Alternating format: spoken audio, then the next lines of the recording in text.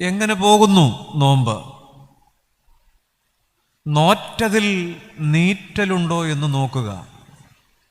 നീറ്റലുണ്ടെങ്കിൽ നോമ്പായി. എന്നോട് പറയാം, എന്നോട് തന്നെ കേട്ടോ. നോറ്റതിൽ നീറ്റലുണ്ടോ എന്ന് നോക്കുക. നീറ്റലുണ്ടെങ്കിൽ നോമ്പായി. ഉണ്ടോ? നീറ്റലുള്ളത് വല്ലതും ഉണ്ടായോ? നോവും വേവും വന്നുവോ എന്ന് നോക്കുക. എങ്കിൽ നേരൊത്ത നോമ്പായി. ഇത് പഴയ കുഞ്ഞുണ്ണി മാഷിന്റെ കവിത പോലെയാണ്. ഒന്നുകൂടെ അതിനകത്തൊന്ന് ധ്യാനിച്ചേ. നോറ്റതിൽ നീറ്റലുണ്ടോ എന്ന് നോക്കുക. എങ്കിൽ എന്ന് പറയോ? നിങ്ങൾ ശവോടൊക്കെ ഒന്നും കഴിഞ്ഞു ഇവിടെ വന്നിരിക്കുമല്ലോ. അല്ലല്ലോ, ഇത്തിരി ഇവിടെ ഒന്ന് പ്ലസന്റ് ആയിരിക്കാം, ഇച്ചിരിയുടെ സന്തോഷമായിരിക്കാം. അങ്ങനെ അങ്ങ് ബലം പിടിച്ചിരിക്കണമെന്നില്ല. നോറ്റതിൽ നീറ്റലുണ്ടോ എന്ന് നോക്കുക. എങ്കിൽ നോവും വേവും വന്നുവെന്നോ എന്ന് നോക്കുക. എങ്കിൽ നേരൊത്ത പറയൂ. കേട്ടില്ല? നോമ്പായി. ഇത് കുഞ്ഞുണ്ണി മാഷിന്റെ കുട്ടി കവിത പോലെ നമുക്കിങ്ങനെ ഒന്ന് പറഞ്ഞു നോക്കാനുള്ളതല്ലേ. അങ്ങനെ ഇരിക്കട്ടെ, അതവിടെ ഇങ്ങനെ മനസ്സിൻ്റെ കോണിലിരിക്കട്ടെന്നേ. നമുക്ക് പോകാം മുൻപോട്ട്. ഇന്ന് കുടുംബധ്യാനാണ്. അപ്പോൾ ഞാൻ അതിന് പുറത്തുള്ള ഭാരിച്ച കാര്യങ്ങളൊന്നും പറയണത് എന്നെ ഏൽപ്പിച്ച നിയോഗത്തിന് ഉചിതമാണെന്ന് എനിക്ക് തോന്നുന്നില്ല. കൊച്ചു ചില കാര്യങ്ങൾ. Lent recorrect the sense organs എന്ന് പറയും. ലെൻറ്റ് നോമ്പ്, lent recorrect the sense organs. ഇന്ദ്രിയങ്ങളുടെ നിർമ്മലതയിലേക്കുള്ള മടങ്ങിവരവിൻ്റെ കാലമാണ് നോമ്പ്. ചങ്ങാതി, ആവർത്തിക്കട്ടെ. ഇന്ദ്രിയങ്ങളുടെ നിർമ്മലതയിലേക്കുള്ള മടങ്ങിവരവിൻ്റെ കാലമാണ് നോമ്പ്.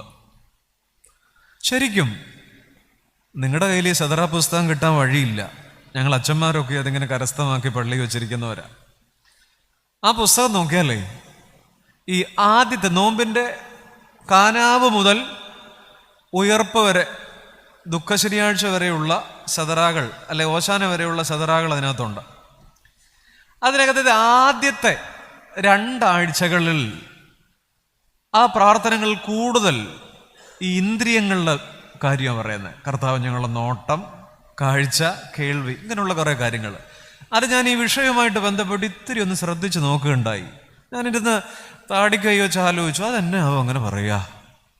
Lent recorrect the sense organs. നമുക്ക് വരാം, മുൻപോട്ട് പോകാം. 5 ഇന്ദ്രിയങ്ങൾ ഞാൻ വായിച്ചു കേൾപ്പിച്ച പ്രാർത്ഥനയിൽ 5 ഇന്ദ്രിയങ്ങളുണ്ട്. അത് പഞ്ചേന്ദ്രിയങ്ങൾ അല്ല, പക്ഷെ ഇന്ന് അതിനെ നിങ്ങൾക്ക് പഞ്ചേന്ദ്രിയങ്ങളെന്ന് വിളിക്കൂ. 5 ഞായറാഴ്ചകൾ നമ്മുടെ വീട്. 1, ആദ്യത്തെ ഞായറാഴ്ച അറിയാമല്ലോ, കാനാവിലെ കല്യാണം. എത്രയോ കാലമായിട്ട് ആ കല്യാണത്തിന് ഉണ്ണുന്നവരാണ് നമ്മൾ, അല്ലേ? വിശുദ്ധ യോഹന്നാൻ 2:1 മുതൽ 11 വരെ അറിയാം. അതിനെക്കുറിച്ചൊന്നും ഞാൻ പോകുന്നില്ല, അതൊക്കെ വളരെ നാം കേൾക്കുന്നതാണ്. പണ്ടൊരു സൺഡേ സ്കൂൾ ക്ലാസ്സിൽ ഒരു അധ്യാപകൻ വിദ്യാർത്ഥിയോട് ഒരു അസൈൻമെന്റ് കൊടുത്തു, വിദ്യാർത്ഥികൾക്ക്. അതിങ്ങനെയാണ്: മക്കളെ, കാനാവിലെ കല്യാണത്തെക്കുറിച്ച് ഒരു കൊച്ചു കവിത എഴുതുക. നമ്മുടെ അധ്യാപകരാരും ഇങ്ങനെയുള്ള പരിപാടിയൊന്നും ഇപ്പം പറയാറില്ല. കാരണം നമുക്ക് 40 മിനിറ്റ് കൊണ്ട് പുസ്തകം പഠിപ്പിച്ചു തീർക്കണം. ശരിക്കും ഒരു അധ്യാപകൻ പുസ്തകങ്ങൾക്ക് വെളിയിലേക്ക് സഞ്ചരിക്കുമ്പോഴാണ് അയാൾ അധ്യാപകനാകുന്നത്. Go beyond your curriculum. വളരെ ശ്രേഷ്ഠരായ അധ്യാപകർ ഇവിടെ ഇരിപ്പുണ്ട്. ഞാനത് പറയാൻ ആളല്ലെന്നും എനിക്കറിയാം. ആട്ടെ, നമ്മുടെ പഴയ സൺഡേ സ്കൂൾ ക്ലാസ്സിൽ ആ അധ്യാപകൻ കുട്ടികളോട് പറഞ്ഞു, കുഞ്ഞുങ്ങളെ, കാനാവിലെ കല്യാണത്തെക്കുറിച്ചൊരു കൊച്ചു കവിത എഴുതാമോ? അതാണ് നിങ്ങളുടെ അസൈൻമെന്റ്. അന്ന് പഠിപ്പിച്ച പാഠം അതായിരുന്നു. കുഞ്ഞുങ്ങൾ വീട്ടിൽ പോയി കവിത എഴുതി. 1 പേജ്, 1.5 പേജ്, 1.25 പേജ്, 1/2 പേജ്, ഒക്കെ ഉള്ളത് അടുത്ത ആഴ്ച കൊണ്ടുവന്നു, അടുത്ത ഞായറാഴ്ച. ഒരു കുട്ടി ഒരു ചെറിയ വെള്ളക്കടലാസിൽ ഒരു കവിത കൊണ്ടുവന്നു, ഒരു വരി. കൂട്ടുകാരൊക്കെ കളിയാക്കി, നിനക്കിപ്പോൾ കിട്ടും, സാറ് തരണുണ്ട്. ഒറ്റ വരി. ആ വരി എഴുതിയ ഒറ്റ വരി കവിത, ആ വരി എഴുതിയ കുട്ടിയുടെ പേര് ലോർഡ് ബൈറൺ എന്നാണ്. ആ ഒറ്റ വരി കവിത കൊണ്ട് ആ മനുഷ്യൻ ലോകപ്രസിദ്ധനായി. ആ കവിത ഇങ്ങനെയായിരുന്നു: water saw his master, it blushed. പിടികിട്ടില്ലേ? വാട്ടർ, വെള്ളം, saw his master, it blushed. വെള്ളം അതിൻ്റെ ഉടമസ്ഥനെ കണ്ടു, അത് ചുവന്നു തൊടുത്തു. വെള്ളം അതിൻ്റെ ഉടമസ്ഥനെ കണ്ടു. ഇതിലും മനോഹരമായിട്ട് എങ്ങനെയാ ആ കല്യാണത്തെക്കുറിച്ച് ഒരു വരി എഴുതുക? Water saw his master, it blushed. വെള്ളം ഉടമസ്ഥനെ കണ്ടു, യേശു വെള്ളത്തെ നോക്കി. മാമോദീസായിൽ പറയും, വെള്ളം നിന്നെ കണ്ടു, വെള്ളം നിന്നെ കണ്ടു ഭയപ്പെട്ടു. അതെ, ആദ്യത്തെ ഇന്ദ്രിയം നോട്ടം, കണ്ണ്. കാനാവിലെ ഞായറാഴ്ച നമ്മോട് പറയുന്നു, നല്ല നോട്ടം നോക്കുമോ? നമ്മുടെ വീടിനോടാണ്. നല്ല നോട്ടം നോക്കുമോ? അപ്പൊ നിങ്ങൾ വിചാരിക്കും, ഇതിലെന്താ ഇത്ര കാര്യം? നിങ്ങൾ എത്ര കാലമായിട്ട് ജീവിക്കുന്നവരാ? അല്ല, കാര്യമുണ്ട്. നല്ല നോട്ടം നോക്കുമോ? നല്ല നോട്ടമുള്ളിടത്ത് എന്ത് പറ്റും? ഒരു ചോദ്യം ചോദിക്കാം. ഫിസിക്സുമായിട്ട് ബന്ധപ്പെട്ട് വളരെ ആക്യുറേറ്റ് ആയിട്ടൊന്നും എനിക്ക് പറയാൻ അറിയില്ല, എങ്കിലും ചോദിക്കാം. വെള്ളത്തിനാണോ വീഞ്ഞിനാണോ ഭാരം? അച്ചോ, ഞങ്ങൾ ഈ വീഞ്ഞോ അതിൻ്റെ ഉപോൽപ്പന്നങ്ങളോ ഞങ്ങളുടെ അച്ചായനോ കഴിക്കുന്നവരല്ല. വെള്ളത്തിനാണോ വീഞ്ഞിനാണോ ഭാരം? ഉറക്കെ പറഞ്ഞോളൂന്നേ, തെറ്റിക്കോട്ടെന്നേ. വീഞ്ഞിനാണ്, വെള്ളത്തിനാണ്, രണ്ടിനുമല്ല. ഒരേ ഭാരം അല്ല. വെള്ളത്തേക്കാൾ ഡെൻസിറ്റി കുറവാണ് വീഞ്ഞിന്. ഒരു അളവിൽ വെള്ളത്തിന് 1 ആണ് ഡെൻസിറ്റി എങ്കിൽ വീഞ്ഞിന് 0.8 ആണ് സാന്ദ്രത എന്ന് മലയാളത്തിൽ പറയും. അങ്ങനെയാണെങ്കിൽ വെള്ളം വീഞ്ഞായപ്പോൾ ഭാരം കുറയുകയും വീര്യം കൂടുകയും ചെയ്തു. നല്ല നോട്ടം ഉള്ളിടത്ത് ജീവിത ഭാരം കുറയുകയും വീര്യം കൂടുകയും ചെയ്യും. കാനാവിലെ കല്യാണപ്പന്തൽ ചോദിക്കുന്ന ചോദ്യം ഇതാണ്: കുഞ്ഞേ, നല്ല നോട്ടം നോക്കുമോ? നല്ല നോട്ടം നോക്കുമോ? പ്രിയപ്പെട്ടവരെ, വീടുകൾ ചോദിക്കുന്നുണ്ട്, എന്നെ ഒന്ന് നോക്കുമോ? എന്നെ ഒന്ന് കാണുമോ? അല്ലേ? കല്യാണത്തിന് മുമ്പ് കണ്ണിൽ നോക്കിയിരുന്നവർ ഇപ്പോൾ മുഖത്ത് പോലും നോക്കുന്നില്ല. അവിടെയാണ് ഒന്നാം ഇന്ദ്രിയം, കാഴ്ച. ഇപ്പൊ ഈ ക്യാൻഡിൽ ഡിന്നർ എന്നൊക്കെ പറയുന്ന ഒരു ഏർപ്പാടുണ്ട്. പാവ അമ്മച്ചിമാരൊക്കെ നോക്കുന്നു, എന്താണാവോ? കറണ്ട് പോകുമ്പോൾ കത്തിക്കണം, മെഴുകുതിരിയല്ല. ഒരു ന്യൂഡിൽസ് മേടിച്ചിട്ട് 1.25 മണിക്കൂർ കൊണ്ട് ഒരു അരണ്ട മെഴുകുതിരിയുടെ വെട്ടത്തിൽ ഒരു ഇരുണ്ട റെസ്റ്റോറൻറ്റിൽ ഇരുന്ന് കാമുകനും കാമുകയും കൂടെ കഴിച്ചു തീർക്കുന്ന ഇടപാടിന്റെ പേരാണ്, പറയൂ, വീട്ടിലും പരീക്ഷിക്കാവുന്നതാണ്. കറണ്ട് പോകാൻ വരെ കാത്തിരിക്കണമെന്നില്ല. കണ്ണിൽ നോക്കിയിരിക്കും. അതുകൊണ്ടാണ് പ്രണയത്തിന്റെ കാലത്ത് കണ്ണും തമ്മിൽ പറയൂ, ഒരു കുഴപ്പമില്ല, തിരുമേനി പോയി പറഞ്ഞോളൂ. കഥകൾ കൈമാറും അനുരാഗമേ എന്ന് പാടുക. ഇന്ന് കുടുംബമാണ് നമ്മുടെ വിഷയം, അതുകൊണ്ടാണ് ഇങ്ങനെ പോണത്. സിയോൻ സഞ്ചാരി മാത്രമേ പാടൂ എന്ന് വാശി പിടിക്കരുത്. ഇത് പാടണമെന്നില്ല, പാടാവുന്നതുമാണ് വീട്ടിൽ. കണ്ണും അതെ, കാഴ്ചയുടെ വിശുദ്ധി നഷ്ടപ്പെട്ടിരിക്കുന്നു. ശമരിയക്കാരന്റെ ഉപമയിൽ ജെറൂസലേമിൽ നിന്നും ജെറീഹോവിലേക്കുള്ള വഴി നമ്മുടെ വീടിനകത്ത് ടൈലിനകത്തൂടെയാണ്. എന്നെ ഒന്ന് കാണുമോ? എനിക്ക് തലവേദന എന്ന് പറഞ്ഞിട്ട് ഇങ്ങനൊന്നും മൈൻഡ് ചെയ്യുന്നില്ല. എനിക്ക് ഡിസ്ക് ഇളകി കിടന്നിട്ട് എത്ര കാലമായി ഇങ്ങേരൊന്നും നോക്കുന്നില്ല. അതേ, ജെറുസലേമിൽ നിന്ന് ജെറീഹോവിലേക്കുള്ള വഴി താങ്കളുടെ വീടിനകത്തൂടാ. എന്നെ ഒന്ന് കാണുമോ? ഇപ്പോൾ മുഖത്ത് പോലും നോക്കാത്ത ജീവിതങ്ങൾ, തറയിൽ പാകിയിരിക്കുന്ന ഗ്രാനൈറ്റ് പാളികളേക്കാൾ തണുത്തുപോയ ജീവിതങ്ങൾ. കണ്ണ് ജീവന്റെ അടയാളമാണ്. ഈ പൾസൊക്കെ നോക്കണതിന് മുമ്പ് തന്നെ ഒരാളുടെ ജീവൻ തന്നെ ഒന്ന് തിരിച്ചറിയാൻ അയാളുടെ കണ്ണിൽ ഇങ്ങനെ ടോർച്ച് വെച്ച് നോക്കുക. കണ്ണിന്റെ എക്സ്പാൻഷനും കോൺട്രാക്ഷനും ഒക്കെ നോക്കിയിട്ട് ജീവന്റെ അടയാളമാണ്. ഇന്ന് തന്നെ ഇവിടെ ഇരിക്കുന്ന ഭർത്താക്കന്മാരുണ്ട്, ഭാര്യമാരുണ്ട്. ഇത് കുടുംബധ്യാനല്ലേ? ഇപ്പൊ നോക്കണ്ട, കുടുംബസംഗമമാണ്, ഭാര്യയും ഭർത്താവോട് അടുത്താണ് ഇരിക്കുന്നതെങ്കിൽ ഞാൻ പറഞ്ഞേനെ, നിങ്ങൾ തമ്മിൽ കണ്ണിലൊന്ന് നോക്കിയിരുന്നേ 30 സെക്കൻഡ്. ആദ്യ സ്നേഹം തിരിച്ചു വരും, വെളിപ്പാടിന്റെ പരാതിയും തീരും. അല്ലേ? അങ്ങനെയൊന്ന് സംഭവിച്ചിട്ട് എത്ര നാളായി സഹോദരി?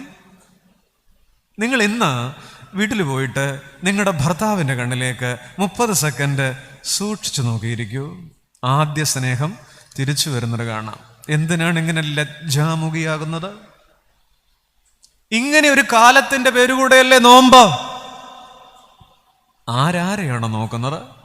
അപ്പോൾ വീടുകൾ പറയുന്നുണ്ട്, എന്നെ ഒന്ന് നോക്കുമോ, എന്നെ ഒന്ന് കാണുമോ? ഒന്നാമത്തെ ഇന്ദ്രിയം കാഴ്ച. ഞങ്ങൾ അച്ഛന്മാരൊക്കെ നിങ്ങളുടെയൊക്കെ വീടുകളിൽ കല്യാണത്തിന് നിങ്ങളുടെ കൊച്ചിനെ പ്രാർത്ഥിച്ചിറക്കാൻ പ്രാർത്ഥിക്കുമ്പോൾ ഒരു വാചകം കടന്നു വരാറുണ്ട്. മിക്കവാറും പട്ടക്കാർ പ്രാർത്ഥിക്കും. എന്തെന്നറിയാം? കർത്താവേ, കാനാവിലെ കല്യാണത്തിന് വെള്ളത്തെ വീഞ്ഞാക്കിയതുപോലെ ഈ വീട്ടിലേക്ക് നീ കടന്നു വന്ന് വെള്ളത്തെ. എനിക്ക് തോന്നാറുണ്ട് ഇങ്ങനെയൊന്നും പ്രാർത്ഥിക്കരുത്. പ്രാർത്ഥിച്ചില്ലേലും ഉടതമ്പുരാൻ വെള്ളത്തെ വീഞ്ഞാക്കാറുണ്ട്. ഇതുങ്ങൾ രണ്ടുകൂടെ ഇറങ്ങിപ്പോണ പോക്ക് കണ്ടാൽ. പക്ഷെ പ്രാർത്ഥിക്കേണ്ടത് ഇങ്ങനെയാണ് ഇന്ന്. കർത്താവേ, നീ എന്നായാലും വീഞ്ഞാക്കും, ഈ വീഞ്ഞൊന്നും, ബാക്കി പറയോ, ഈ വീഞ്ഞൊന്നും വെള്ളമായി പോകരുതേ. ആദാമിന്റെ കല്യാണം കഴിഞ്ഞിട്ട് മിറ്റത്തിറങ്ങി പന്തലിന്ന് ഊണ് കഴിഞ്ഞ് ആദമും ഹവ്വയും കൂടെ ഇറങ്ങിയപ്പം ആദാം പറഞ്ഞെന്തെന്നറിയാം? This is the bone of my bone, this is the flesh of my flesh. എൻ്റെ കണ്ണാണ്, കരളാണ്, ചക്കരയാണ്, കാതലാണ്, തേനാണ്, പൊന്നും കൊടാണ്. ഓ, ഒരാഴ്ച കഴിഞ്ഞപ്പോൾ ഈ മനുഷ്യൻ പറഞ്ഞു, ഈ ഒരുമ്പെട്ടവളാണ് എന്നെ. എത്ര പെട്ടെന്നാണ് വീഞ്ഞ് വെള്ളമായത്. വീണ്ടും എനിക്ക് പറയാനുണ്ട്. ഉൽപ്പത്തി 24:67 വചനം ഇങ്ങനെയാണ്: റെബേക്ക പെങ്കൊച്ചിനെ കെട്ടിക്കൊണ്ട് ഇസഹാക്ക് വീട്ടിൽ വന്ന് കാറേന്നിറങ്ങി. അപ്പൊ നിങ്ങൾ ചോദിക്കും, ഉൽപ്പത്തിയിൽ എവിടെ കാറെന്ന്? ഇന്ന് പകൽ അതങ്ങനെ ഉണ്ട്, അങ്ങനെ ഇരുന്നാൽ മതി. അങ്ങനെ കാറേന്നിറങ്ങി വീട്ടിൽ കയറിയിട്ട് ഇത്തിരി കഴിഞ്ഞപ്പോ ഇസഹാക്കിന്റെ മനോഭാവം ഇങ്ങനെയാ പറയുന്നത്: റെബേക്ക പെങ്കൊച്ച് വന്നു കയറിയപ്പോ ഇസഹാക്കിന് അമ്മയുടെ മരണദുഃഖം മാറി. എന്നാ പരിപാടിയാണെന്നറിയോ? ഈ പെങ്കൊച്ച് വന്നേപ്പോ തന്നെ ഈ മനുഷ്യന് തള്ള മരിച്ച ദുഃഖം മാറി, സാറാമച്ച് മരിച്ച വിഷമം മാറി. അല്ലേ? ചെങ്ങന്നൂരിൽ ഒരു പഴഞ്ചൊല്ലുണ്ട്, അല്ല, പുത്തൻ, മതി അവിടെ ഇരുന്ന് പറഞ്ഞ, ഉറക്കെ പറയരുത്. ഈ റെബേക്ക പെങ്കൊച്ച് വന്നു കയറിയപ്പോ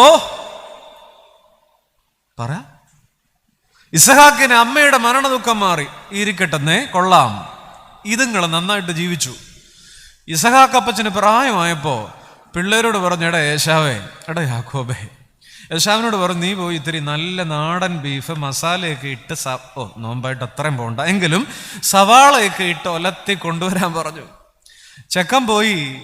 നമ്മുടെ ആര്? യേശാവ്. അതുമൊക്കെ ഒറിജിനൽ കൊണ്ടുവരാൻ പോയതാ. പക്ഷെ അപ്പോഴത്തേക്ക് സഹോദരൻ ഡ്യൂപ്ലിക്കേറ്റുമായിട്ട് വന്നു. അല്ലേ? പോയി കൊണ്ടുവന്നു. ഞാൻ ചോദിക്കട്ടെ, ഈ ഇസഹാക്കിന് ഇത് തിന്നിട്ട് ചത്താ മതി എന്ന് തോന്നാൻ കാരണം എന്താ? ഈ കൂടെ ജീവിക്കുന്ന റെബേക്ക ഉണ്ടല്ലോ, ഇവള് പണ്ട് ഈ വീട്ടിൽ വന്നു കയറിയപ്പോ എന്നെ ആഘോഷമായിരുന്നു. ഇപ്പൊ വായിക്ക് രുചിയായിട്ട് ഇത്തിരി ഭക്ഷണം പോലും കൊടുത്തിട്ടില്ല. ആര്? റെബേക്ക. അതാണ് പറഞ്ഞത്, വീഞ്ഞ് എന്തായിട്ട് പോയി? വന്നു കയറിയപ്പോ എന്നാ പരിപാടിയായിരുന്നു? ചെങ്ങന്നൂരിൽ ആ പഴഞ്ചൊല്ലുണ്ടോ, പുത്തൻ? പറയരുത്. നമ്മുടെ കുടുംബധ്യാനത്തിൽ ഓർക്കണം, നമ്മുടെ വീടുകളുടെ അപജയം വെള്ളം വീഞ്ഞാകുന്നില്ല എന്നുള്ളതല്ല, ആധുനിക കുടുംബങ്ങളിൽ വീഞ്ഞ് വെള്ളമാകുന്നു. അതുപോലെ തന്നെയാ ഈ അമ്നോൻ എന്ന് പറയുന്ന ഒരു മനുഷ്യനുണ്ട്, അറിയില്ലേ? അമ്നോൻ ദാവീദിന്റെ കുടുംബത്തിൽ നിന്നാണ്. ഇയാൾക്ക് താമാറിനെ വലിയ ഇഷ്ടമാണ്. താമാർ ഈ പെങ്കൊച്ചിനോട് പ്രേമം അസ്ഥിക്ക് പിടിച്ചപ്പോൾ എങ്ങനെയെങ്കിലും ഇവളെ സ്വന്തമാക്കാൻ അമ്നോന്റെ ഉള്ളിൽ അനുരാഗമുദിച്ച നാളുകളിൽ, സ്വന്തം സഹോദരിയാണ് പക്ഷെ പ്രേമത്തിന് കണ്ണില്ലല്ലോ, സ്നേഹിച്ച് ഈ പെങ്കൊച്ചനെ ചതിച്ചു. അവിടെ 2 ശമൂവേൽ 13:15 ഒരു വാക്യമുണ്ട്, ഒരു വചനമുണ്ട്. അമ്നോൻ താമാറിനെ വെറുത്ത വെറുപ്പ് സ്നേഹിച്ച സ്നേഹത്തെക്കാൾ വലുതായിരുന്നു. നോക്കിക്കേ, എത്ര പെട്ടെന്നാണ് തീവ്രമായ പ്രണയം തീവ്രമായ വെറുപ്പായി പോയത്. വീഞ്ഞ് വെള്ളമായി. എന്നെ കേൾക്കുന്ന ചെങ്ങന്നൂരുകാരെ, നമ്മുടെ വീടുകളിൽ, നമ്മുടെ ബന്ധങ്ങളിൽ ഒരു ജീവിതം ആരംഭിക്കുമ്പോൾ, ഒരു പ്രണയം തുടങ്ങുമ്പോൾ, ഒരു സൗഹൃദം സ്ഥാപിക്കുമ്പോൾ, ഒരു വീട്ടിൽ വന്നു കയറുമ്പോൾ തുടക്കത്തിൽ അതിനോട് പുലർത്തിയിരുന്ന ഊഷ്മളത ഇപ്പോഴുണ്ടോ? ചില മനുഷ്യർ തല ഉലുക്കുന്നു, ബാക്കിയുള്ളവർ അല്ലാതെയും ഇരിക്കുന്നു. ഉണ്ടോ?